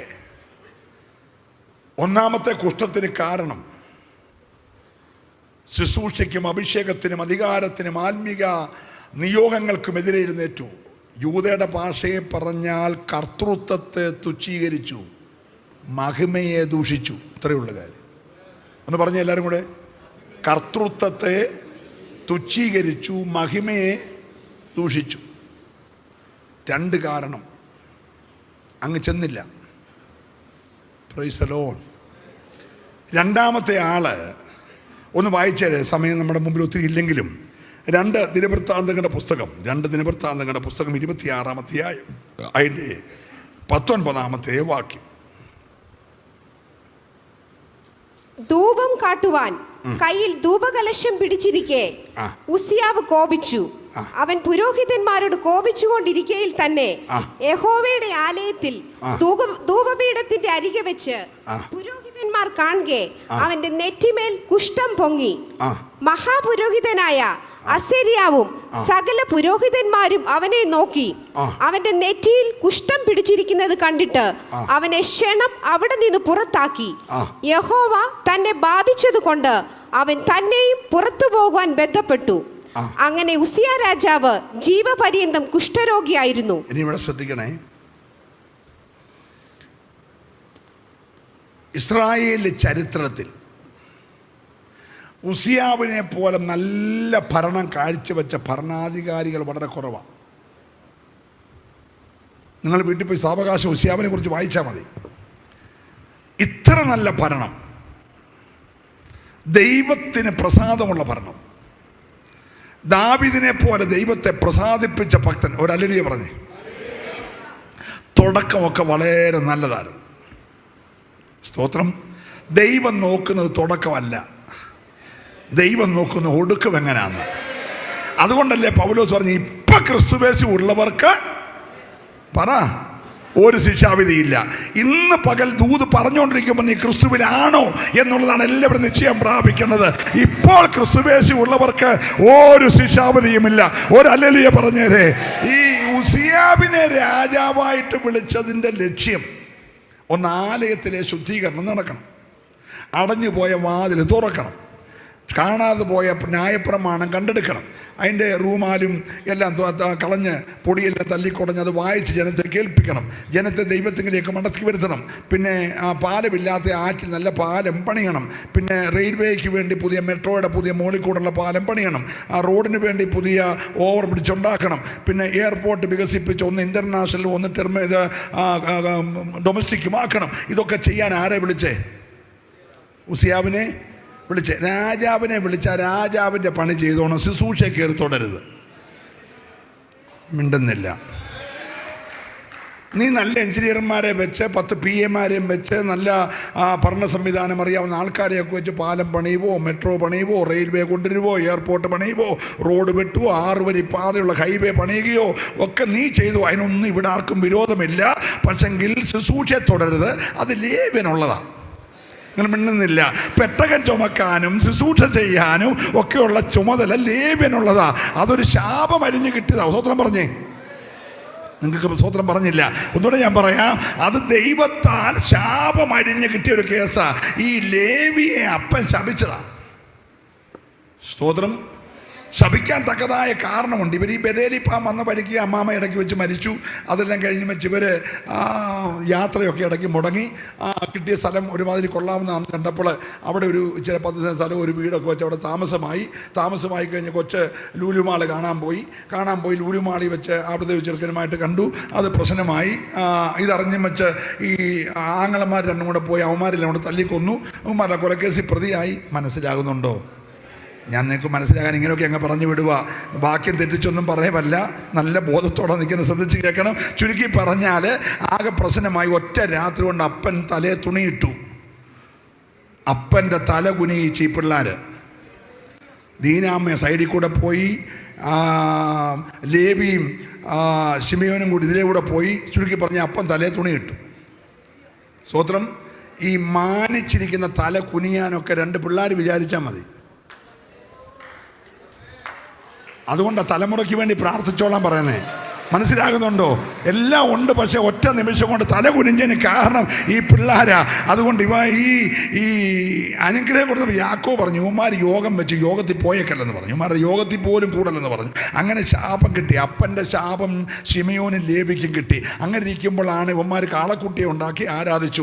ആരാധനയുടെ സമയത്ത് തമ്പുരാൻ പറഞ്ഞു, മോശെ വേഗം ഇറങ്ങിച്ചെല്ല്, അകരവും ജനത്തിനെ കെട്ടഴിച്ചു വിട്ടെന്ന് പറഞ്ഞു. കെട്ടഴിച്ചു വിട്ട ജനം കാളക്കുട്ടിയെ തോളത്ത് വെച്ചോണ്ട് യഹോവയ്ക്ക് ആരാധന എന്ന് പറഞ്ഞ് ആരാധന കഴിക്കുന്ന സമയത്ത് മോശ ഇറങ്ങി വന്ന് കണ്ടിട്ട് അങ്ങ് ദേഷ്യം വന്നിട്ട് ഈ കൽപ്പലകയെല്ലാം കൊണ്ട് എറിഞ്ഞ് ഉടച്ചു കഴിഞ്ഞും വെച്ച് ഈ കാളക്കുട്ടിയെല്ലാം പൊടിച്ചിട്ട് മോശയുടെ ദേഷ്യത്തിന് മോശ പറഞ്ഞു, യഹോവയുടെ പക്ഷത്തുള്ള മാറി നിൽക്കാൻ പറഞ്ഞപ്പോൾ ആദ്യം രൂപേൻ വരുമെന്ന ഓർത്ത് വന്നില്ല, ശിമയോൻ വരുമെന്ന ഓർത്ത് വന്നില്ല, സ്തോത്രം, യഹൂദ വരുമെന്ന് ഓർത്ത് വന്നില്ല, ഗാദ് വരുമെന്ന് ഓർത്ത് വന്നില്ല, നഫ്താലി വരുമെന്ന് ഓർത്ത് വന്നില്ല, വരുമെന്ന് വിചാരിച്ച പലരും വന്നില്ല. എല്ലാവരും മാറിയപ്പോൾ യോഗത്തിന് പോലും പോകല്ലെന്ന് പറഞ്ഞ് ശാപം കിട്ടിയവൻ അവിടെ നിൽക്കുക. അവൻ കയറി ഒരു വരവ് വന്നു. ഒരു സ്തോത്രം പറഞ്ഞേര്, അവസരം കിട്ടിയാൽ നീ കയറി വന്ന് ഈ പകൽ ശാപം അടിച്ചോണം. ഏറ്റെടുക്കുന്നവർ ചേർന്ന് ദൈവത്തെ സ്തുതിക്കട്ടെ. തമ്പുരാൻ ചില അവസരം ഒരുക്കുന്നതാ നിനക്കൊരു വിടുതലിനായിട്ട്. ഓ റബ ശബ്ദരാധന, ഹല്ലേലൂയ,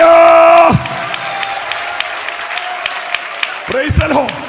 പ്രതീക്ഷിച്ച പലരും മാറിയപ്പോൾ പ്രതീക്ഷിക്കാത്ത ഒരുത്തൻ കയറി വന്നവനോട് മോശ പറഞ്ഞു, ഹല്ലേലൂയ, അപ്പനെ അമ്മയെ നോക്കല്ലേ, സഹോദരനെ സഹോദരി നോക്കല്ലേ, വാൾ ഉരിക്കോളാൻ പറഞ്ഞു, നിരപ്പിന് വെട്ടാൻ പറഞ്ഞു. അവനൊരു സൈഡിൽ നിന്ന് ഇങ്ങനെ കൊയ്തൊരു കയറ്. ഇപ്പൊ അമ്മാമൻ ഊത് പറഞ്ഞതുപോലെ, അല്ലെ ശിമിശോൻ കഴുതയുടെ പച്ചത്താടിയിൽ എടുത്തതുപോലെ ലേവി വാളൂരി 3000 പേര് പട്ടുമാറിയപ്പോൾ, ഓ ഞാൻ ദൈവത്തെ സ്തുതിക്കുകയാ, അശുദ്ധിക്കെതിരെ പോരാടാൻ ലേവി എഴുന്നേൽപ്പോൾ ചൂടമാന ഗൽക്കരാജ വൈഷമാന ധിപര ജഗത ഈ പകൽ ചേർന്ന് ദൈവത്തെ ആരാധിക്കട്ടെ. നിന്റെ ഉള്ളിൽ ദൈവകൃപ ജ്വലിച്ചാൽ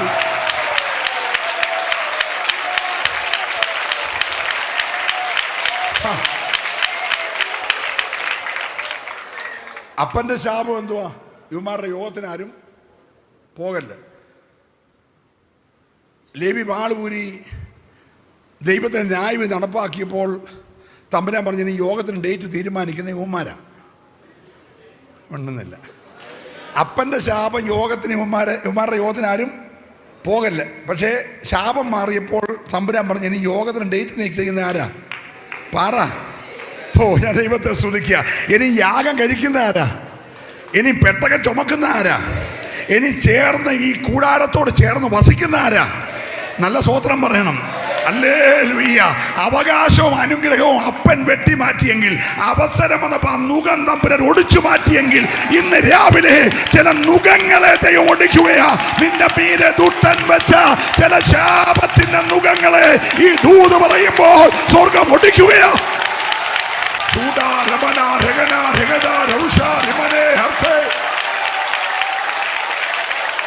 ഹല്ലേലൂയ.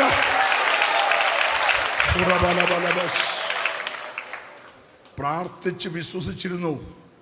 ഇന്ന് പകൽ ഒരു നിലയിലും ശുശ്രൂഷയിലും ആത്മീയത്തിൽ ഉയരാൻ കഴിയാതെ നിന്റെ മീതെ വന്ന ചില നുകങ്ങൾ തമ്പുരാൻ ഒടിച്ചു മാറ്റുകയാണ്. ചില ബന്ധനങ്ങൾ ദൈവം അഴിച്ചു മാറ്റുകയാണ്. ഒരു വലിയ വിടുതൽ ദൈവം പകർന്നുകൊണ്ടിരിക്കുകയാണ്. ഏറ്റെടുത്ത് ദൈവത്തെ സ്തുതിക്കട്ടെ.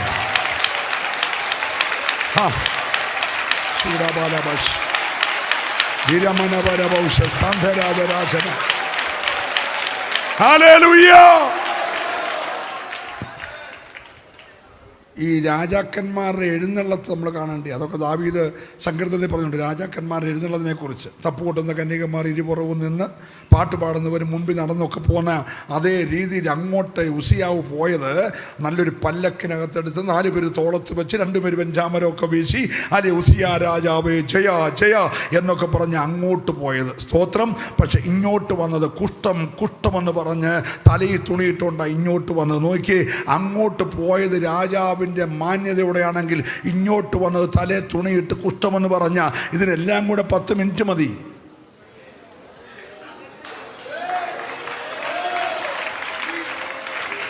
ഓ മനസ്സിലാകുന്നുണ്ടോ? മാന്യത കിട്ടാനും പോകാനും എല്ലാം 10 മിനിറ്റ് മതി. അതുകൊണ്ട് ഏൽപ്പിക്കാത്ത ഒരു കാര്യം നീ കയറി ചെയ്യല്ലേ. ഇവിടെ എഴുതിയേക്കുന്ന ഒരു വാക്കുകൊണ്ട് വായിപ്പിക്കുന്നില്ല. ഉസിയാവിൻ്റെ അകം നിഗളിച്ചു. അവന് ലഭിച്ച പ്രശംസയും അവന് ലഭിച്ച മാന്യതയും എല്ലാം കൂടെ അവൻ്റെ അകത്ത് നിഗളമുണ്ടായി, അഹങ്കാരമുണ്ടായി.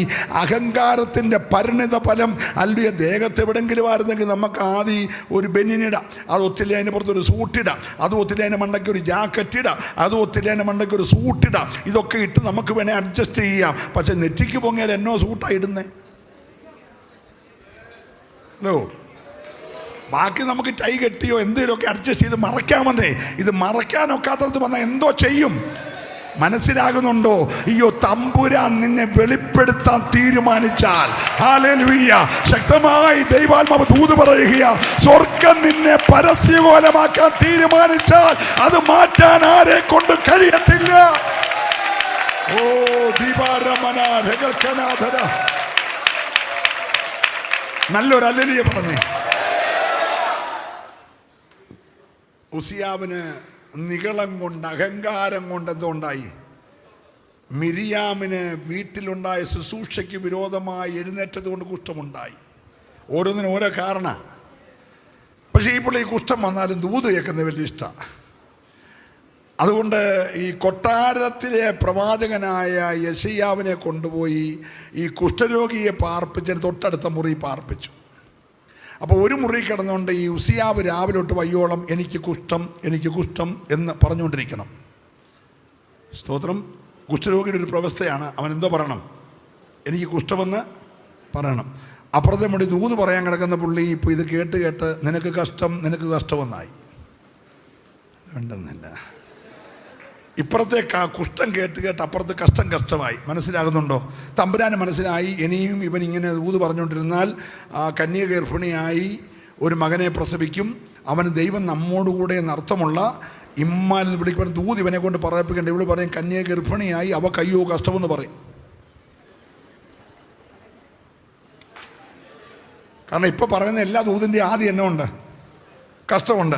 അതുകൊണ്ട് ഇനി ഈ ദൂത് പറയുമ്പോഴും കഷ്ടം പറയും. അതിന് തമ്പുരാൻ ഒരു കാര്യം ചെയ്തു, ഉസിയാവിനെ മാറ്റി. ഹലോ, അതുവരെ പുള്ളിയുടെ നോട്ടം മുഴുവൻ ഈ മുറിക്കകത്തോട്ടായിരുന്നു. സ്തോത്രം. ഇവിടെ ഇരുന്നുകൊണ്ട് എന്നൊക്കെ ദൂത് പറയുമ്പോൾ അതനുസരിച്ച് അവിടുന്ന് കാശ് ഇങ്ങോട്ട് വരുന്നത്, അതനുസരിച്ച് ഇങ്ങോട്ടായിരുന്നു. തമ്പുരാൻ ആ നോട്ടമുള്ള വ്യക്തി അങ്ങ് മാറ്റിയിട്ട് ആ മുറി അടച്ചു. അടച്ചപ്പം പുള്ളിക്ക് നോക്കാൻ സ്ഥലമില്ല. അന്നേരം പുള്ളി മേളിലോട്ട് നോക്കി. ഒരു സ്തോത്രം പറഞ്ഞേ, ഇന്ന് പകൽക്കാലം നിനക്ക് ആശ്രയമുള്ള പല വാതിലും അടയ്ക്കുന്നത് ഇനിയെങ്കിലും മേളോട്ടൊന്ന് നോക്കാനാ. ഇന്ന് പകലെങ്കിലും നീ മേളോട്ടൊന്ന് നോക്കാൻ കഴിഞ്ഞാൽ ഉയർന്നും പൊങ്ങിയുമുള്ള സിംഹാസനത്തിരിക്കുന്ന ദൈവത്തിന്റെ തേജസ് കാണാൻ നീ ഇന്ന് പകൽക്കാലം കണ്ണുകളെ ഉയർത്തുമെങ്കിൽ,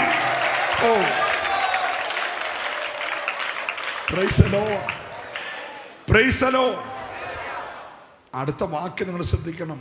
ജീവകാലം മുഴുവൻ അവൻ ആരായിട്ട് പാർത്തു? ഉസിയാവ് ആരായിട്ട് പാർത്തു? മരിക്കുന്നതിന് വരെ പുള്ളി ആരായിരുന്നു? പക്ഷെ മിരിയാമിൻ്റെ കാര്യത്തിൽ ഒരു ചെറിയ വിട്ടുവീഴ്ച ഉണ്ടായി. എന്നെ കാര്യമെന്നറിയാമോ? പറ. കവിണ് വീഴാൻ ഒരുത്തനുണ്ടായിരുന്നു.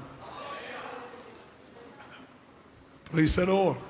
പാളയത്തിന് പുറത്ത് കിടന്ന മിരിയാം അത് കണ്ടില്ലെങ്കിലും പാളയത്തിനകത്തുള്ള മോശ കവിണ് വീണ് കേട്ടോ. ഇന്ന് പകൽക്കാലം പലതിൻ്റെയും വിടുതലിൻ്റെ പുറകിൽ നീ അറിയാതെ ആരൊക്കെയോ കവിണ് കിടക്കുന്നത് കൊണ്ടാ. ചേർന്ന് ദൈവത്തെ സ്തുതിച്ചാട്ടെ. ഹല്ലേലൂയ. ഞാൻ ദൈവത്തെ സ്തുതിക്കുന്നു.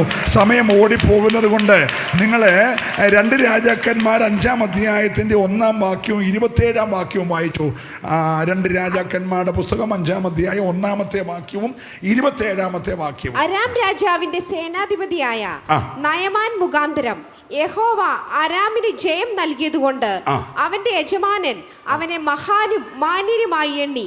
അവൻ പരാക്രമശാലിയെങ്കിലും കുഷ്ഠരോഗിയായിരുന്നു. അവൻ പരാക്രമശാലിയെങ്കിലും ആരായിരുന്നു? കുഷ്ഠരോഗിയായിരുന്നു. ഇനി അതിന്റെ 27-ാമത്തെ വാക്യം. ആകയാൽ നയമാന്റെ കുഷ്ഠം നിനക്കും നിന്റെ സന്തതിക്കും എന്നേക്കും പിടിച്ചിരിക്കുമെന്ന് അവനോട് പറഞ്ഞു. അവൻ ഹിമം പോലെ വെളുത്ത് കുഷ്ഠരോഗിയായി അവനെ വിട്ട് പുറപ്പെട്ടു പോയി. ശ്രദ്ധിക്കണേ, ഇവിടെ നോക്കിയാട്ടെ. ബാക്കിയെല്ലാം വായിപ്പിക്കണ്ട, പക്ഷെ നമ്മുടെ മുമ്പിൽ സമയം ഇങ്ങനെ ഓടിപ്പോവാം. നയമാന് മാന്യനായിരുന്നു, യുദ്ധവീരനായിരുന്നു, പോയ യുദ്ധത്തിലെല്ലാം അവൻ വിജയിച്ചിട്ടുണ്ട്. പക്ഷെ ആളാരായിരുന്നു? അപ്പം ഈ നയമാൻ്റെ വീട്ടിൽ അടിമയായി പിടിച്ചുകൊണ്ട് വന്ന ഒരു ഇസ്രായേലി പെൺകുട്ടി പറഞ്ഞ് ഞങ്ങളുടെ നാട്ടിൽ ഒരു പാസ്റ്ററുണ്ട്, പുള്ളിക്കാരൻ്റെ അടുക്കൽ ആരെങ്കിലും ചെന്നിട്ടുണ്ട്, ആ വ്യക്തി വിടുതൽ പ്രാപിച്ചിട്ടുണ്ട്, അതുകൊണ്ട് നമ്മുടെ അച്ഛനെ അവിടെ കൊണ്ടുവന്ന് കാണിച്ച് പ്രാർത്ഥിപ്പിക്കാമേ, ഒരു പക്ഷെങ്കിൽ വിടുതലുണ്ട് എന്ന് ഈ പെൺകുട്ടി പറഞ്ഞ അനുസരിച്ച് നയമാനോട് ഭാര്യ പറഞ്ഞു. അങ്ങനെ നയമാൻ എലീശയുടെ അടുക്ക് വന്നു. എലീശയുടെ അടുക്ക് വന്നപ്പോൾ എലീശ പറഞ്ഞു, യോർദാനിപ്പോൾ ഒരേ പ്രാവശ്യം മുങ്ങിട്ട് പൊക്കോളാൻ പറഞ്ഞു. സ്തോത്രം. നമ്മൾ ഈ വരുന്ന ആളിൻ്റെ പദവിയൊക്കെ നോക്കി ചിലപ്പോൾ ഒരു മാന്യത കാണിക്കും. എലീശായ്ക്ക് അതൊന്നുമില്ല. എലീശ വന്നപ്പോഴേ പറഞ്ഞു, നിൻ്റെ കേസിന് 7 ദിവസം 7 പ്രാവശ്യം യോർദാനിൽ മുങ്ങ, വീട്ടിൽ പോകും, അത്രയുള്ള കേസ്. ഇവന് ഭയങ്കര ദേഷ്യമായിപ്പോയി. ഇവൻ വിചാരിച്ച് തലയെ കൈവച്ച് പ്രാർത്ഥിച്ച് യേശുവിൻ്റെ നാമത്തിൽ മാറട്ടെ എന്നൊക്കെ പറയാമെന്നാണ് വിചാരിച്ചത്. പക്ഷേ അവൻ വിചാരിച്ച പോലൊന്നും അല്ല, ശുശ്രൂഷയുടെ നടത്തിപ്പല്ലേ, മിണ്ടുന്നില്ല. നിയോഗം നൽകുന്ന പോലെ കർത്താവിൻ്റെ ആത്മാവ് കാര്യങ്ങൾ ചെയ്യും. നീ അതിന് ദേഷ്യപ്പെടുകയൊന്നും ചെയ്യല്ലേ. ആത്മാവ് എന്നോ പറയുമോ അതങ്ങ് അനുസരിച്ചോണം. സ്നാനപ്പെടാനാണ് പറഞ്ഞെങ്കിൽ നീ അങ്ങ് സ്നാനപ്പെടണം. വേർപെടാനാണ് പറഞ്ഞെങ്കിൽ നീ അങ്ങ് വേർപെടണം. ഇനിയും പൂർണ്ണമായ പരിച്ഛേദന ആചരിക്കാൻ പറഞ്ഞാൽ നീ അങ്ങ് ആചരിക്കണം. ഹൃദയത്തിൽ ശുദ്ധീകരണം വരാൻ പറഞ്ഞ് നിന്നോട് എന്താണോ ദൈവാത്മാവ് നീ അതങ്ങ് അനുസരിക്കണം. അതിന് പറഞ്ഞ ദൈവദാസോട് കോപിച്ചിട്ട് കാര്യമൊന്നുമില്ല.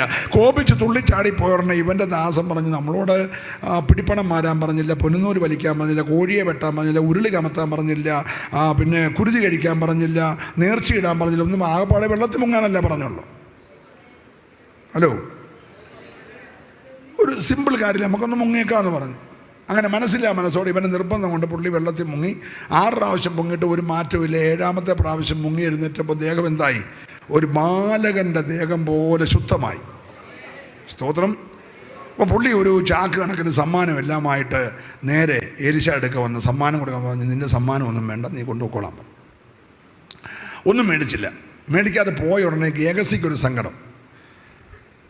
ഇത്രയെല്ലാം ചാക്കുംപടി സമ്മാനവും കൊണ്ട് വന്നപ്പോൾ ഈ മനുഷ്യൻ മേടിച്ചില്ല, അയാൾ എന്തൊരു മനുഷ്യൻ, അയക്ക് വേണ്ട എന്നോട് അതിലും മേടിച്ചോളാൻ പറഞ്ഞാൽ പോരെ എന്നൊക്കെയുള്ള ചിന്ത ഇവൻ്റെ മനസ്സിലുണ്ടായിട്ട് ഇവനെ പുറകിൽ കൂടെ ചെന്നു. സ്തോത്രം. ഈ പുറകിൽ കൂടെ ചെന്നിട്ട് ഗേഹസിയുടെ ഈ നയമാൻ്റെ പുറകെ ഓടിച്ചെന്നപ്പോൾ നയമാൻ വണ്ടി നിർത്തി. എന്നാ വരുന്നതെന്ന് ചോദിച്ചാൽ പറഞ്ഞു, നീ ഇങ്ങോട്ട് പോന്നു കഴിഞ്ഞപ്പോഴാണ് അവിടെ 2 ഗസ്റ്റ് വന്നത്. അപ്പോൾ അവർക്ക് കൊടുക്കാനായിട്ട് ഞങ്ങളുടെ യജമാൻ്റെ കയ്യിലൊന്നുമില്ല, ഉണ്ട് ഒരു ചെറിയ അഡ്ജസ്റ്റ്മെൻറ്റ് ഒന്ന് പറഞ്ഞു. അതിനെന്തോ കൊടുത്തോളം എല്ലാം കൊടുത്തു, ചാക്കുംപടി കൊടുത്തു. ഒരു സ്വതന്ത്രം പറഞ്ഞേ. പുള്ളി ഇതെല്ലാം മേടിച്ചുകൊണ്ട് പുറകിൽ കൂടെ തന്നെ അകത്ത് വന്ന് മുറി കൊണ്ടുവച്ചു. ഈ പുറലത്തെ വഴി ശരിക്കും പുള്ളിക്കറിയാം. നിങ്ങൾ മിണ്ടുന്നില്ല. ചിലർക്ക് മുന്നിലത്തെ വഴി അറിയത്തില്ലെങ്കിലും പുറലത്തെ വഴി കൃത്യമായിട്ടറിയാം. ഹല്ലേലൂയ. അവൻ പുറകിൽ കൂടെ വന്നു, അകത്ത് കൊണ്ടുവച്ചു. എന്നിട്ടൊന്നും അറിയാത്ത പോലെ ഈ വന്ന് വീണ്ടും ഏലിശയുടെ മുമ്പിൽ നിന്നുകൊണ്ട് പ്രൈസ് ലോർഡ്, ഗ്ലോറി, രക്തം ചെയ്യുമെന്നൊക്കെ പറഞ്ഞുകൊണ്ടേ ഏലിശ ചോദിച്ചു, നീ എവിടെ പോയേക്കുമായിരുന്നു? അപ്പം ഞാനിവിടെ തന്നെ ഉണ്ടായിരുന്നു, ഞാനങ്ങ് പോയില്ല എന്നൊക്കെ പറഞ്ഞു. Praise Lord. നിങ്ങൾക്ക് തന്നെ ഒരു മുഖത്തൊരു മൗളിപ്പ് പോലെ.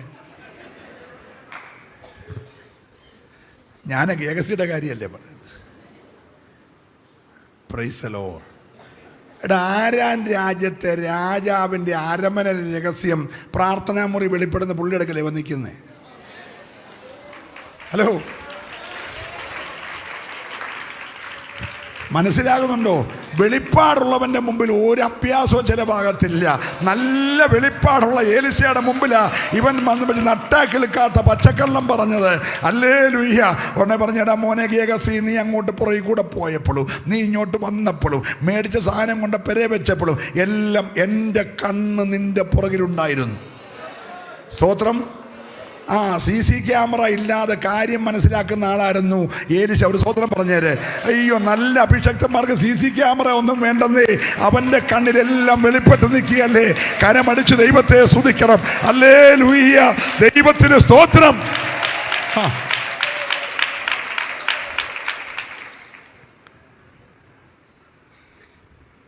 അടുത്ത വാക്ക് ഭയങ്കരമാണ്.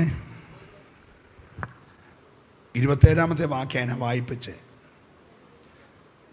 ഒന്നുകൂടെ അത് വായിച്ച് കേൾപ്പിക്കും. ആകയാൽ നയമാന്റെ കുഷ്ഠം നിനക്കും നിന്റെ സന്തതിക്കും എന്നേക്കും പിടിച്ചിരിക്കുമെന്ന് അവനോട് പറഞ്ഞു. ഞാനൊരു സ്നേഹത്തോടൊരു കാര്യം എല്ലാവരും പറയാമേ. പിള്ളേർക്ക് ബാംഗ്ലൂരിൽ 2 വീടും 2 ഫ്ലാറ്റും മേടിച്ച് കൊടുത്തില്ലെങ്കിലും കുഴപ്പമില്ല. ഇനി നാട്ടിൽ 10 ഏക്കർ തോട്ടം മേടിച്ചിട്ടില്ലെങ്കിലും കുഴപ്പമില്ല. പിള്ളേർക്ക് കുഷ്ഠം മേടിച്ച് കൊടുത്തിട്ട് പോകല്ല. നിങ്ങൾ അല്ലില്ലേ പറഞ്ഞില്ല. അത് ഞാൻ വളരെ സ്നേഹത്തോടെ പറയുവാണ്. നീ 10 ഏക്കർ തോട്ടം നാട്ടി മേടിച്ച് പിള്ളേർക്ക് കൊടുത്തില്ലേലും കുഴപ്പമില്ല, അവരുണ്ടായിക്കോളും. നീ കൃപയെ നിൽക്കുകയാണെങ്കിൽ പിള്ളേർക്ക് ദൈവം കൊടുത്തോളൂ. Price the Lord. ഇനി ബാംഗ്ലൂർ 2 വീട് മേടിച്ച് കൊടുത്തില്ലേലും കുഴപ്പമില്ല. Price the Lord. പിള്ളേർക്ക് ദോഷം ചെയ്തിട്ട് പോകല്ല. ഈ ഗേഗസ് ചെയ്ത പരിപാടി കണ്ടോ? ഇവന് കുഷ്ഠം അങ്ങ് വന്നിട്ട് ഇവനങ്ങ് ചത്തോട്ട്. ഉസിയാവിന് മാത്രമേ കുഷ്ഠം വന്നുള്ളൂ, അവൻ്റെ പിള്ളേർക്കൊന്നും കുഷ്ഠം വന്നില്ല. ഒരല്ലേ പറഞ്ഞേ. പക്ഷെ ഇവൻ ചെയ്ത പരിപാടി ഇവൻ്റെ പിള്ളേർക്ക് തലമുറ ഇനിയും ഗേഗസിൻ്റെ വീട്ടിൽ ഏത് മക്കൾ ഉണ്ടായാലും ഉണ്ടാകുന്ന കൊച്ചിന് എന്തുകൊണ്ടായിരിക്കും? നിങ്ങൾക്ക് വല്ലതും മനസ്സിലാകുന്നുണ്ടോ? അപ്പം ചെയ്തൊരു പരിപാടിയാണ്. സ്തോത്രം. യഹോവ അവനെ ബാധിച്ചെന്ന ഒരു സ്തോത്രം പറയണേ. നമ്മൾ ഈ യഹോവ ബാധിച്ചതിൻ്റെ ഒന്നും മണ്ടയ്ക്ക് അറിയാതെ പോയി കൈവെക്കല്ലേ. പിശാച് ബാധിച്ചാണ് ഇന്ന് കൊണ്ടുവരും, ഞാൻ പ്രാർത്ഥിക്കും, സൗഖ്യമായിരിക്കും. പിന്നെ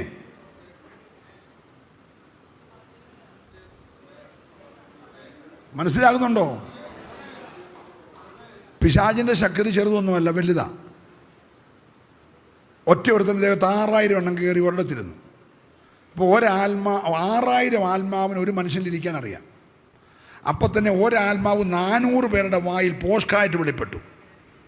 ആഹാബിനെ നശിപ്പിക്കാൻ തമ്പുരാൻ തീരുമാനിച്ചപ്പോൾ ഒരാത്മാവ് 400 പ്രവാചകന്മാരുടെ വായിൽ എന്തുവായി?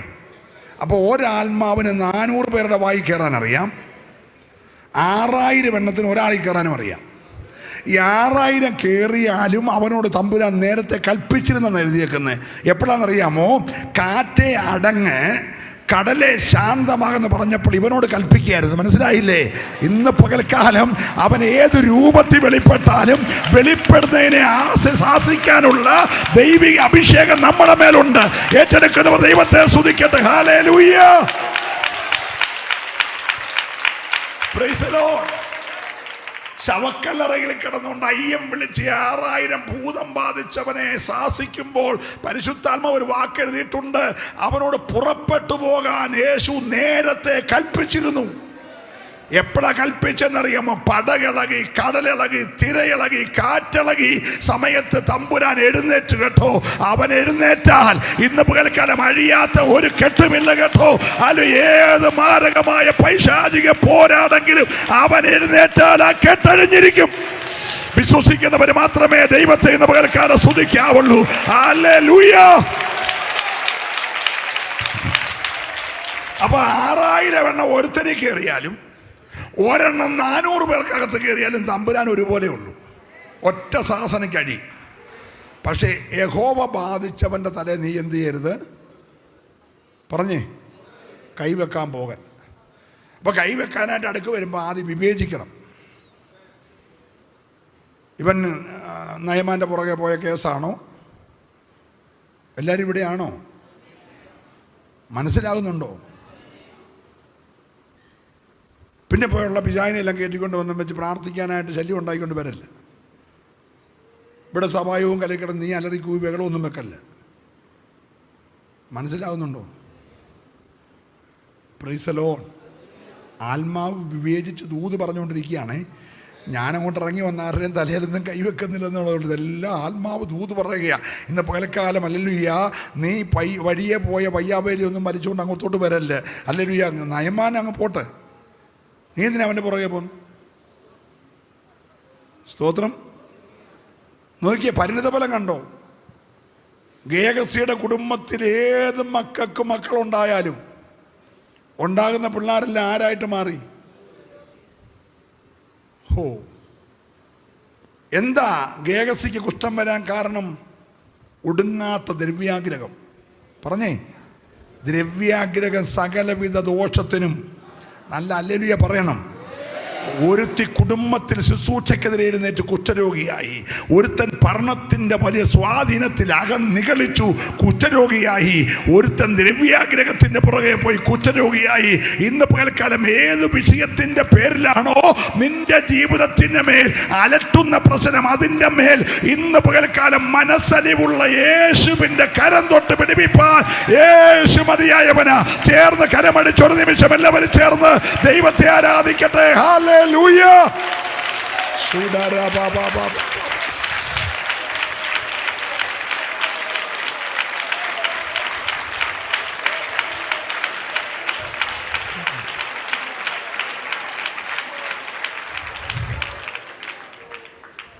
ഈ ഒരു കുഷ്ഠരോഗി സൗഖ്യമായി. കർത്താവിനെ തൊട്ടുകെട്ടു. മനുഷ്യൻ തൊടാനിറക്കുന്ന മാരകരോഗമായ കുഷ്ഠരോഗിയെ മനസ്സരിഞ്ഞ് കർത്താവ് തൊട്ടു. ക്ഷണത്തിൽ അവൻ സൗഖ്യമായും പറഞ്ഞു, നീ പൊക്കോ, ഈ വിഷയം നീ ആരോടും പറയല്ലേ. പക്ഷെ അവൻ ഈ കുഷ്ഠരോഗികളുടെ പാളയത്തിൽ പാർക്കുമ്പോൾ അവരുടെ ഒരു യൂണിയനുണ്ട്. ആ യൂണിയനകത്ത് എന്ന് വെച്ച് 10 പേരോട് പറഞ്ഞതേ യേശു എന്നെ സൗഖ്യമാക്കിയെന്ന് പറഞ്ഞു. ഈ 10 പേരും കൂടെ യാതയായിട്ട് വന്നു യേശുവിൻ്റെ അഗ്രഹോട്ട്. എന്നിട്ട് ദൂരെ നിന്നിട്ട് യേശു എന്ന് പറയാൻ അറിയത്തില്ല, അതുകൊണ്ട് യേശു എന്നാണ് പറഞ്ഞത്. സ്വതന്ത്രം. ഈ 10 പേര് ദൂരെ നിന്ന് യേശു ഞങ്ങളെ കൂടെ സൗഖ്യമാക്കാൻ പറഞ്ഞു. കർത്താവ് പറഞ്ഞു, പൊക്കോ, പോയി പുരോഹിതന്മാരെ കാണിക്കാൻ പറഞ്ഞു. അവർ പോകുന്ന പോക്കിൽ എന്ത് ചെയ്തു? ഒരല്ലേ പറഞ്ഞേ, ഇവനെ തൊട്ട് സൗഖ്യമാക്കി മറ്റൊരു പൊക്കോളാൻ പറഞ്ഞതേ ഉള്ളൂ. സാക്ഷ്യം കേട്ടു വന്ന 10 പേര് പോകുന്ന പോക്കി സൗഖ്യമായി. ഇന്ന് പകൽ ഇവിടെ വെച്ച് ചിലത് വിടുവിക്കപ്പെടും, ചിലത് പോകുന്ന പോക്കിൽ സൗഖ്യമാകാൻ പോകുക. ഈ യോഗം കഴിഞ്ഞ് പോകുന്ന യാത്രയിൽ ദൈവത്തിന്റെ കരം നിന്നെ തൊട്ട് വിടുവിക്കുമെന്ന് ഉറപ്പുള്ളവർക്കായി ഞാൻ ഈ പകൽ ദൈവത്തെ സ്തുതിക്കുകയാ. പോകുന്ന പോക്കിൽ അവർ സൗഖ്യമായി. ഈ സൗഖ്യം പ്രാപിച്ച 10 പേരില് ഒരുത്തൻ തിരിച്ചു വന്നു. അവനൊരു ശമരിയാക്കാരനാണ്. അവൻ തിരിച്ചു വന്നപ്പോൾ കർത്താവ് ചോദിച്ചു, 10 പേരല്ലായിരുന്നോ? അതെ. ബാക്കി 9 പേരെന്തേ? അവരാ സൗഖ്യം മേടിച്ചോളം നേരെ പോയെന്ന് പറഞ്ഞു. അപ്പം ചിലർ വരുന്നത് രക്ഷിക്കപ്പെട്ട് നിത്യതപ്പാനൊന്നുമല്ല, താൽക്കാലിക സൗഖ്യത്തിനാണ്. സ്വതന്ത്രം. അവർ വന്നു, സൗഖ്യം കിട്ടി, അവരുടെ പോക്കിന് പോയി. പിന്നെ അവരെ മഷിയിട്ട് നോക്കിയാൽ കാണത്തില്ല. എന്നാൽ ഒരു ശമരിയാക്കാരന് മനസ്സിലായി, ഒരിക്കലും സാധ്യതയില്ലാത്തൊരു കാര്യം കർത്താവ് എനിക്ക് വേണ്ടി ചെയ്തു. ഇന്ന് പല എത്ര പേര് നന്ദിയോടെ ദൈവം ചെയ്ത വിടുതലോർത്ത്, ദൈവം ചെയ്ത ഉപകാരമോർത്ത് ഈ ദൈവത്തെ സ്തുതിക്കാൻ മനസ്സുള്ളവര് ചേർന്ന് ദൈവത്തെ ഒന്ന് സ്തുതിച്ചേ. യേശു പറഞ്ഞു, നിങ്ങൾ പോയി പുരോഹിതന്മാർക്ക് നിങ്ങളെ. അപ്പം അന്നത്തെ കാലത്ത് കുഷ്ഠരോഗ സൗഖ്യം വന്നാൽ ആ സൗഖ്യമായെന്നുള്ള ആള് പുരോഹിതൻ്റെ ഒക്കെ പോയി സർട്ടിഫിക്കറ്റ് മേടിക്കണം. രക്ഷിക്കപ്പെട്ടതിന്, സ്നാനപ്പെട്ടതിന്, വിവാഹം നടന്നതിനൊക്കെ സർട്ടിഫിക്കറ്റ് കൊടുക്കുന്ന പോലെ സൗഖ്യമായതിനും പുരോഹിതൻ എന്ത് ചെയ്യണം? സർട്ടിഫിക്കറ്റ് കൊടുക്കണം. അപ്പോൾ പുരോഹിതൻ്റെ ഇടയ്ക്ക് ചെല്ലണം. പുരോഹിതൻ്റെ ഇടയ്ക്ക് ചെല്ലുമ്പോൾ ചുമ്മാ വെറുങ്കൈയുടെ പാനൊക്കെ നിയമമുണ്ട്. ഒന്ന് വായിച്ചേരെ. ലേവിയ പുസ്തകം 14-ാം അധ്യായം 1 മുതലുള്ള വാക്യം വേഗം ഒന്ന് വായിച്ചു. ലേവിയ പുസ്തകം 11-1 മുതൽ. യഹോവ പിന്നെയും മോശയോട് അരുളി ചെയ്തത്, കുഷ്ഠരോഗിയുടെ ശുദ്ധീകരണ ദിവസത്തിൽ അവനെ സംബന്ധിച്ചുള്ള പ്രമാണമാവിത്. അവനെ പുരോഹിതൻ തന്റെ അടുക്കൽ കൊണ്ടുവരണം. പുരോഹിതൻ പാളയത്തിന് പുറത്തു ചെല്ലണം. കുഷ്ഠരോഗിയുടെ കുഷ്ഠം സുഖമായെന്ന് പുരോഹിതൻ കണ്ടാൽ ശുദ്ധീകരണം കഴിയുവാനുള്ളവന് വേണ്ടി ജീവനും ശുദ്ധിയുമുള്ള 2 പക്ഷി, ദേവദാരു, ചുവപ്പുനൂൽ, ഈസോപ്പ് എന്നിവയെ കൊണ്ടുവരുവാൻ കൽപ്പിക്കണം. പുരോഹിതൻ ഒരു പക്ഷിയെ ഒരു മൺപാത്രത്തിലെ ഉറവ് വെള്ളത്തിന്മീതെ, പുരോഹിതന് ഒരു പക്ഷിയെ ഒരു മൺപാത്രത്തിന്റെ ഉറവയുടെ മീതെ അറുപ്പാൻ കൽപ്പിക്കണം. ജീവനുള്ള പക്ഷി, ദേവദാരു, ചുവപ്പുനൂൽ, ഈസോപ്പ് എന്നിവയെ അവൻ എടുത്ത് ഇവയെയും ജീവനുള്ള പക്ഷിയെയും ഉറവ് വെള്ളത്തിന്മീതെ, ഈ അറുക്കപ്പെട്ട പക്ഷിയുടെ രക്തം വീണ ഉറവ് വെള്ളത്തിൽ മുക്കണം. അറുത്ത പക്ഷിയുടെ രക്തത്തിൽ മുക്കി കുഷ്ഠശുദ്ധീകരണം കഴിക്കുവാനുള്ളവന്റെ മേൽ 7 പ്രാവശ്യം തളിക്കണം. അവനെ ശുദ്ധിയുള്ളവനെന്ന് വിധിക്കുകയും ജീവനുള്ള പക്ഷിയെ വെളിയിൽ വിടുകയും ചെയ്യണം. ഒന്ന് ശ്രദ്ധിച്ചോ, വേഗം പറഞ്ഞ് അവസാനിപ്പിക്കാം. കുഷ്ഠം സൗഖ്യമായാൽ ആ വ്യക്തി നേരെ പുരോഹിതനടുക്ക് വരണം. പുരോഹിതൻ്റെ കയ്യിൽ ഒരു ചെറിയ ആയുധമുണ്ട്. നമ്മുടെ ഈ നിലത്തെഴുതെഴുതുന്ന പണ്ടത്തെ ആശാമ്മയുടെ കയ്യിൽ നാരായം പോലെയുള്ള ഒരു ചെറിയ ഉപകരണം ഈ പുരോഹിതൻ്റെ കയ്യിലുണ്ട്. പുരോഹിതൻ ഉച്ചി മുതൽ കാൽപാദം വരെ ദേഹത്ത് ഈ ആയുധം കൊണ്ട് തൊട്ടു നോക്കുമ്പോൾ ഇവൻ്റെ ദേഹത്ത് സ്പർശനമുണ്ടാകണം. ഈ കുഷ്ഠരോഗിക്ക് സ്പർശന സുഖം അറിയത്തില്ല. അതുകൊണ്ട് ഇവൻ്റെ ദേഹത്ത് എന്ത് ചെയ്യണം? ഈ പുരോഹിതൻ തൊടുമ്പോൾ അവിടെ വേദനയുണ്ട്, തൊട്ടതറിയാം എന്ന് പറയണം. അപ്പോൾ ഇവന് സൗഖ്യമായെന്ന് ബോധ്യപ്പെട്ടാൽ 2 പക്ഷികളെ കൊണ്ടുവരണം. എന്നിട്ട് ഒരു പക്ഷിയെ ഉറവ് വെള്ളത്തിനകത്തോട്ട് അറക്കുമ്പോൾ അതിൻ്റെ രക്തം വെള്ളത്തിലോട്ട് വീഴുന്ന രക്തം വീണ വെള്ളത്തിനകത്തോട്ട് ജീവനുള്ള പക്ഷിയെ മുക്കുമ്പോൾ നല്ല വെളുത്ത ആ പ്രാവ് ഈ ചോരയുള്ള വെള്ളത്തിൽ മുക്കുമ്പോൾ ഒരു ചുമപ്പ് കലർന്ന നിറമാകുകയും ചെയ്യും. ദേഹത്തെ ഒരു രക്തത്തിൻ്റെ മണവും വരും. അങ്ങനെ രക്തത്തിൻ്റെ മണം വന്ന പക്ഷിയെ പറത്തിവിടണം. ഇത് പറന്നു ചെല്ലുമ്പോൾ മറ്റ് പറവകൾ ഇതിനെ അംഗീകരിക്കത്തില്ല. കാരണം രക്തത്തിൻ്റെ നാറ്റവും രക്തത്തിൻ്റെ നിറവും ഇതിന് ദേഹത്തുള്ളത് കൊണ്ട് മറ്റു പക്ഷികൾ ഇതിനെ അംഗീകരിക്കത്തില്ല. ഉടനെ കൊത്തി ഓടിക്കും. ഒരു സ്വത്രം പറഞ്ഞേരെ ഹല്ലേലൂയ. കുഷ്ഠരോഗത്തിൻ്റെ സൗഖ്യം പ്രാപിച്ചവൻ മൂലം ഒരു നിർമ്മലമായ പക്ഷി കൊല്ലപ്പെടുകയും പകരം ആ പക്ഷിയുടെ രക്തത്തിൽ ഇണപ്രാവ് മുക്കപ്പെടുകയും ആ രക്തത്തിൻ്റെ കറ പിടിച്ച പക്ഷി പറന്നു പോകുമ്പോൾ കൂട്ടമായ പക്ഷികളെല്ലാം കൂടെ ഇവനെ കൊത്താനായിട്ട് വരും. ഉടനെ ഈ പക്ഷി പ്രാണരക്ഷാർത്ഥം ഈ ചോര പിറണ്ട ചിറക് അടിച്ച് പറന്ന് ഏതെങ്കിലും ഒരു പർവ്വതത്തിലെ പാറയുടെ ഗുഹയ്ക്കകത്തേക്ക് പോയി ഒളിച്ചിരിക്കുന്ന ഉടനെ എല്ലാ പക്ഷികളും വാതുക്കൽ പുറത്തിറങ്ങുന്നത് കണ്ടാൽ കൊത്തിക്കൊല്ലാൻ നോക്കിയിരിക്കുമ്പോൾ ഉയരത്തിൽ നിന്നൊരു ശബ്ദമുണ്ടാകും. പാറയുടെ പിളർപ്പിലും കടുംതൂക്കിന്റെ മറവിലും ഇരിക്കുന്ന എൻ്റെ പ്രാവേ, നിന്റെ ശബ്ദം ഞാനൊന്ന് കേൾക്കട്ടെ. ഇന്ന് രാവിലെ വിശ്വസിക്കുന്നവര് മാത്രം ദൈവത്തെ സ്തുതിക്കട്ടെ. കാൽവറിയിൽ ചൊരിയപ്പെട്ട രക്തത്താൽ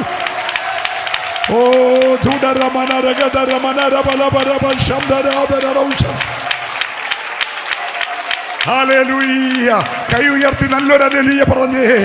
പ്രിയമുള്ളവരെ, ഇന്ന് പകൽക്കാലം ശ്രദ്ധിക്കണമേ. കാൽവറിയിൽ പാപമെന്ന കുറ്റത്തിന്റെ പരിഹാരത്തിന് പരമയാഗമായി തീർന്ന ഇണപ്രാവായ നമ്മുടെ വാഴ്ത്തപ്പെട്ട കർത്താവായ യേശു ക്രിസ്തുവിന്റെ രക്തത്തിൽ പാപശുദ്ധീകരണം വരുന്ന ഓരോരുത്തരും തന്നെത്താൻ കഴുകൽ പ്രാപിച്ചു കഴിയുമ്പോൾ അവന്റെ സമൂഹം അവനെ അംഗീകരിക്കത്തില്ല.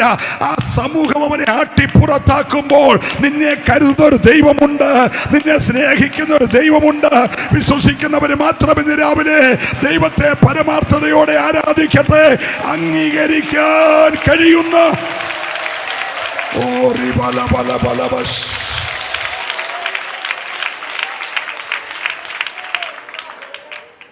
നമ്മൾ ഈ രക്ഷിക്കപ്പെട്ടു, സ്നാനപ്പെട്ടു എന്നൊക്കെ പറയുമ്പോൾ നമ്മുടെ കുടുംബക്കാരും ചാർച്ചക്കാരും സമുദായവും സമൂഹവും ഒക്കെ നമ്മളെ വെറുക്കുന്നതിൻ്റെ കാര്യം മനസ്സിലായോ? പാപശുദ്ധീകരണത്തിൻ്റെ രക്തം നമ്മുടെ മീതെ ഒഴുകുന്നത് കൊണ്ട് ഈ രക്തക്കറയുള്ള ആരെയും അംഗീകരിക്കത്തില്ല. ഹല്ലേലൂയ. പക്ഷെ നിന്റെ ശബ്ദം കേൾക്കാൻ കൊതിക്കുന്ന ഒരു സ്വർഗമുണ്ട്. ഇന്ന് എത്ര പേര് വിശ്വസിക്കുന്നു? ഉപവാസത്തിന്റെ 11ാമത്തെ പകൽ പാറയുടെ പിളർപ്പിലും കടുംതൂക്കിന്റെ മറവിലും ഇരിക്കുന്ന എൻ്റെ പ്രാവേ, നിന്റെ ശബ്ദമൊന്ന് കേൾക്കുവാൻ, നിന്റെ ശബ്ദമൊന്ന് കേൾക്കുവാൻ. ഓ ഹല്ലേലൂയ. കുറുകി നരങ്ങി കാത്തിരിക്കുന്ന കുറുംപ്രാവിനെ കാണുവാൻ കൊതിക്കുന്ന ഒരു സ്വർഗം ഇന്ന് പകൽക്കാലമുണ്ട്. എത്ര പേര് വിശ്വസിക്കുന്നുണ്ട്? ഹല്ലേലൂയ. ലോകം നിന്നെ വെറുക്കട്ടെ, ലോകം നിന്നെ വിടക്കെന്നെണ്ണട്ടെ, ലോകം നിന്നെ പുച്ഛിച്ച് തള്ളട്ടെ, പക്ഷെ നിനക്ക് ലഭിച്ച ഭാഗ്യം മറക്കല്ലേ. നിന്റെ പാപമെന്ന കുഷ്ഠം അല്ലെങ്കിൽ നിന്നെ വിട്ടുമാറിയിരിക്കുകയാ. ഇന്ന് പകൽക്കാലം അകത്ത് എത്ര സന്തോഷമുണ്ട്. ആർക്ക് ക്ഷമിക്കാൻ കഴിയാത്ത പാളയത്തിന് പുറത്ത് തള്ളപ്പെട്ടു പോയ കുറ്റരോഗി എന്ന് ലോകം വിധി പറഞ്ഞ, അശുദ്ധനെന്ന് ലോകം വിധി പറഞ്ഞ നിന്നെ ആ രക്തത്താൽ കഴുകി വിശുദ്ധിയുള്ളവനാക്കി തീർത്ത ഈ ദൈവത്തെ ഇന്ന് രാവിലെ പരമാർത്ഥതയോടെ ഒന്ന് ആരാധിക്കുവാൻ. ഹല്ലേലൂയ.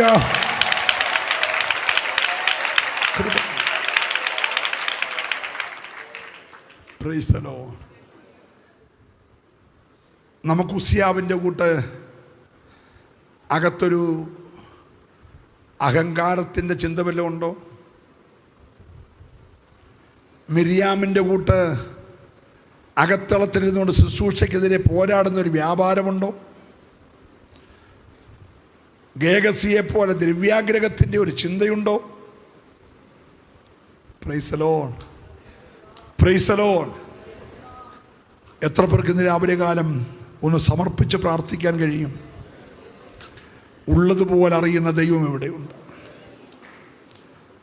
നമ്മുടെ യാത്ര പാതി വഴിയിൽ മുടങ്ങണ്ടല്ലോ. അതല്ലേ പൗലോസ് പറഞ്ഞേ, വല്ല വിധേനയും എനിക്ക് മരിച്ചവരുടെ ഇടയിൽ നിന്നൊരു പുനരുത്ഥാനം വേണം. Price the Lord, praise the Lord. പ്രാപിച്ചു എന്നോ പ്രാപിച്ചു കഴിഞ്ഞെന്നോ അല്ല,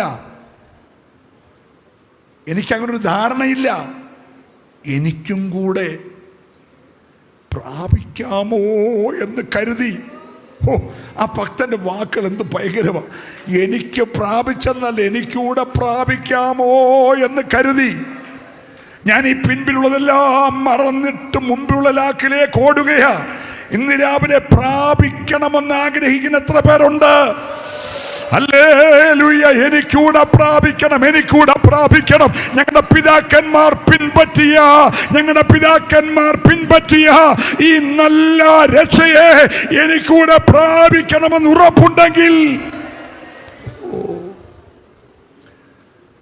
വേദനയുടെ ആഴം നിനക്കറിയാം. ഇന്ന് പകൽ പാപത്തിൻ്റെ വേദനയാണോ, രോഗത്തിൻ്റെ വേദനയാണോ, ശാപത്തിൻ്റെ വേദനയാണോ, മനസ്സിനേറ്റ വേദനയാണോ, നിന്നെ അലട്ടുന്ന വേദന എന്തായാലും,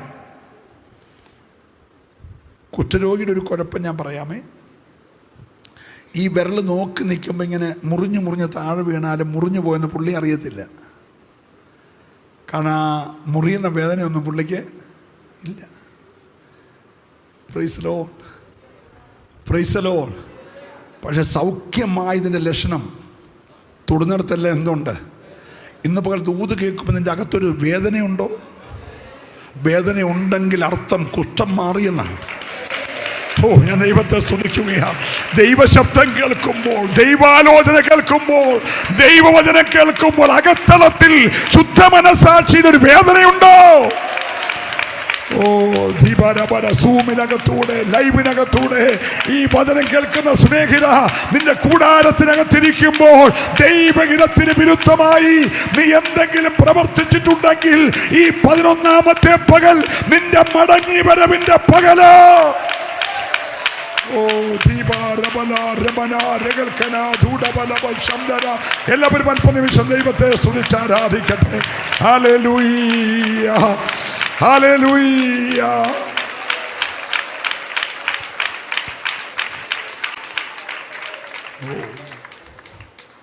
കൃപ നമുക്കൊരു നിമിഷം ഒന്ന് ഏൽപ്പിച്ച്,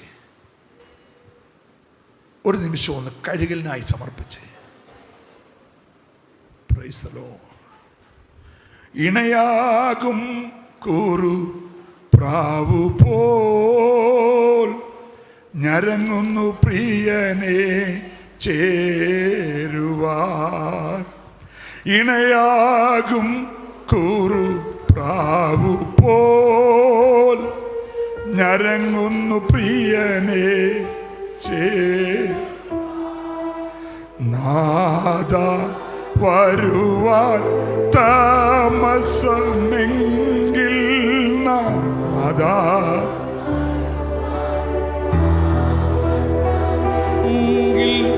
വീഴാതെ നിർത്തേണമേ, എന്നെ വീഴാതെ നിർത്തേണമേ. നാഥാ വരുവാൻ താമസമെങ്കിൽ വീഴാതെ വരുവാൻ താമസമെങ്കിൽ വീഴാതെ നിർത്തേണമേ, എന്നെ വീഴാതെ നിർത്തേണമേ. എനിക്കൊരു കൃപമതിയേ എൻ പ്രിയനേ, എനിക്കൊരു തുണ നീയേ, എനിക്കൊരു തുണ നീയേ എൻ പ്രിയനേ, എനിക്കൊരു തുണ നീയേ. ആശ്രയിപ്പാനൊരു ദേഹിയുമില്ല, ആശ്രയിപ്പാനൊരു ഇടവുമതില്ല, ആശ്രയിപ്പാനൊരു ദേഹിയുമില്ല, ആശ്വസിപ്പാനൊരു ഇടവുമതില്ല. ഒന്നേ മാത്രം നിൻ ജീവമൊഴികൾ, ഒന്നേ മാത്രം ജീവമൊഴികൾ, മണ്ണിലെൻ ആശ്വാസമാ, എന്നും മണ്ണിലെൻ ആശ്വാസമാ, മണ്ണിലെൻ ആശ്വാസമാ, എന്നും മണ്ണിലെൻ ആശ്വാസമാ.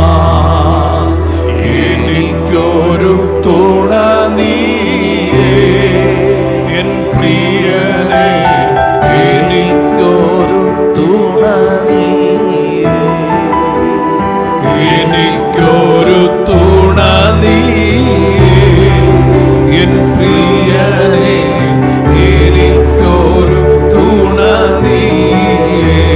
ദുരിതം നിറയും മരുവിലെ വാസത്തിൽ, ദുരിതം നിറയും മരുവിലെ വാസത്തിൽ, എനിക്കൊരു തുണ നീയേ എൻ പ്രിയനേ, എനിക്കൊരു തുണ നീയേ.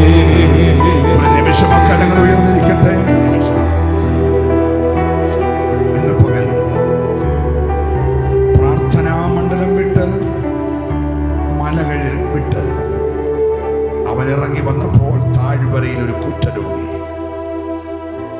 കർത്താവേ, നിനക്ക് മനസ്സുണ്ടെങ്കിൽ എന്നെ സൗഖ്യമാക്കുവാൻ കഴിയും. കർത്താവിന് അവനോട് കൃപ തോന്നി, കരുണ തോന്നി. കർത്താവ് തൊട്ടു, ക്ഷണത്തിൽ അവൻ സൗഖ്യമായി. ഇന്ന് പകൽ ക്ഷണത്തിലുള്ള ചില വിടുതലുകൾ ഈ ദൂത് പറഞ്ഞുകൊണ്ടിരിക്കുമ്പോൾ തന്നെ ക്ഷണത്തിലുള്ള ചില വിടുതലുകൾ വിശ്വസിച്ചവരിൽ നടന്നു കഴിഞ്ഞിരിക്കുകയാണ്. എത്ര പേര് അത് ഏറ്റെടുക്കാൻ തയ്യാറുണ്ട്? ക്ഷണത്തിലുള്ള ചില സൗഖ്യങ്ങൾ, ക്ഷണത്തിലുള്ള ചില സൗഖ്യങ്ങൾ. ഇന്ന് രാവിലെ നീ ഭാരപ്പെട്ട ചില രോഗത്തിന്റെ മേൽ ക്ഷണത്തിലുള്ള ചില സൗഖ്യങ്ങൾ ഈ മെസ്സേജ് ലൈവായി കേൾക്കുന്നവരിൽ, ഇവിടെ ഇരിക്കുന്നവരിൽ, നാളുകളിൽ ഈ മെസ്സേജ് ഇട്ട് കേൾക്കാൻ പോകുന്നവരിൽ ക്ഷണത്തിൽ ചില വിടുതൽ സംഭവിക്കാൻ പോകുകയാണ്. ഓ, വിശ്വസിക്കുന്നവർ ദൈവത്തെ സ്തുതിച്ചാരാധിക്കട്ടെ. ഏത് വിട്ടുമാറാത്ത മാരക വിഷയമായാലും ഇന്ന് പകൽ പരിശുദ്ധാത്മാവ് ആ വിഷയത്തിന്മേൽ അത്ഭുതകരമായ സൗഖ്യമയക്കുകയാണ്.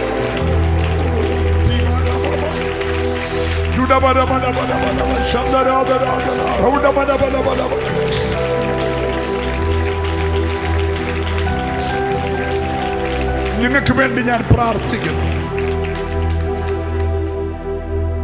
വഴികൾ തുറക്കുകയാണ്, ശൂന്യതകൾ മാറുകയാണ്, ദൈവിക വിടുതലുകൾ വെളിപ്പെടുകയാണ്.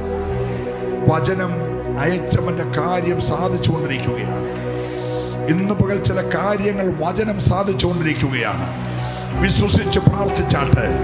ഹല്ലേലൂയ. അസാധാരണമായ, അത്ഭുതകരമായ ചില അപൂർവ കാര്യങ്ങൾ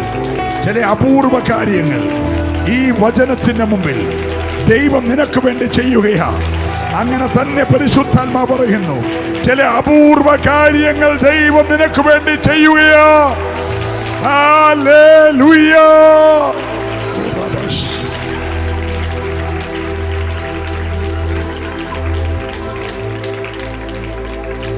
ഒരു നിമിഷം കണ്ണുകൾ അടയട്ടെ.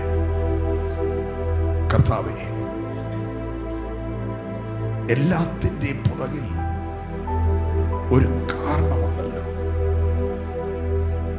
രോഗമായാലും മറ്റെന്ത് തന്നെ ആയാലും അതിൻ്റെ പുറകിൽ ഒരു കാരണമുണ്ടല്ലോ. ഇന്ന് പകൽ ആ കാരണങ്ങളുടെ മേൽ ഒരു ജയം കർത്താവ് നൽകി നിന്റെ ജനത്തിന്റെ മുഖത്തെ ആദരിച്ച് ഒരു അപൂർവ കാര്യം ജനത്തിനായി ചെയ്യണമേ. ഉണങ്ങിപ്പോയെന്ന് പറഞ്ഞ ചില കമ്പുകൾ തളിർത്ത് പൂത്ത് കായ്ച്ച് ബദാംഫലമുണ്ടാകുന്നത് പോലെ ഇന്ന് പകൽ ആഴമായ ചില അത്ഭുതമേറിയ പ്രവൃത്തികൾ ഈ വചനം കേൾക്കുന്നവരുടെ മേൽ, കേട്ടവരുടെ മേൽ വെളിപ്പെട്ടു വരട്ടെ. എതിരായി നിൽക്കുന്ന സകല പോരുകളെ അഴിക്കുന്നു. ഈ ജനത്തെ ഞാൻ അനുഗ്രഹിക്കുന്നു. അപ്പാ, ഞങ്ങളുടെ വിശ്വാസ യാത്ര പാതി വഴിയിൽ മുടങ്ങാതെ വാഗ്ദത്തം ചെയ്തവൻ വിശ്വസ്തനായതുകൊണ്ട് പൂർത്തീകരിപ്പാൻ കൃപ ചെയ്യണമേ. അങ്ങയുടെ ജനത്തെ പിതാവിന്റെ പുത്രന്റെ പരിശുദ്ധാത്മാവിന്റെ നാമം ചൊല്ലി ഞാൻ അനുഗ്രഹിക്കുന്നു. ഒരനുഗ്രഹമാക്കി തീർക്കും യേശുവിൻ നാമത്തിൽ തന്നെ. ഒരിക്കലൂടെ കർത്താവിനെ സ്തുതിക്കും.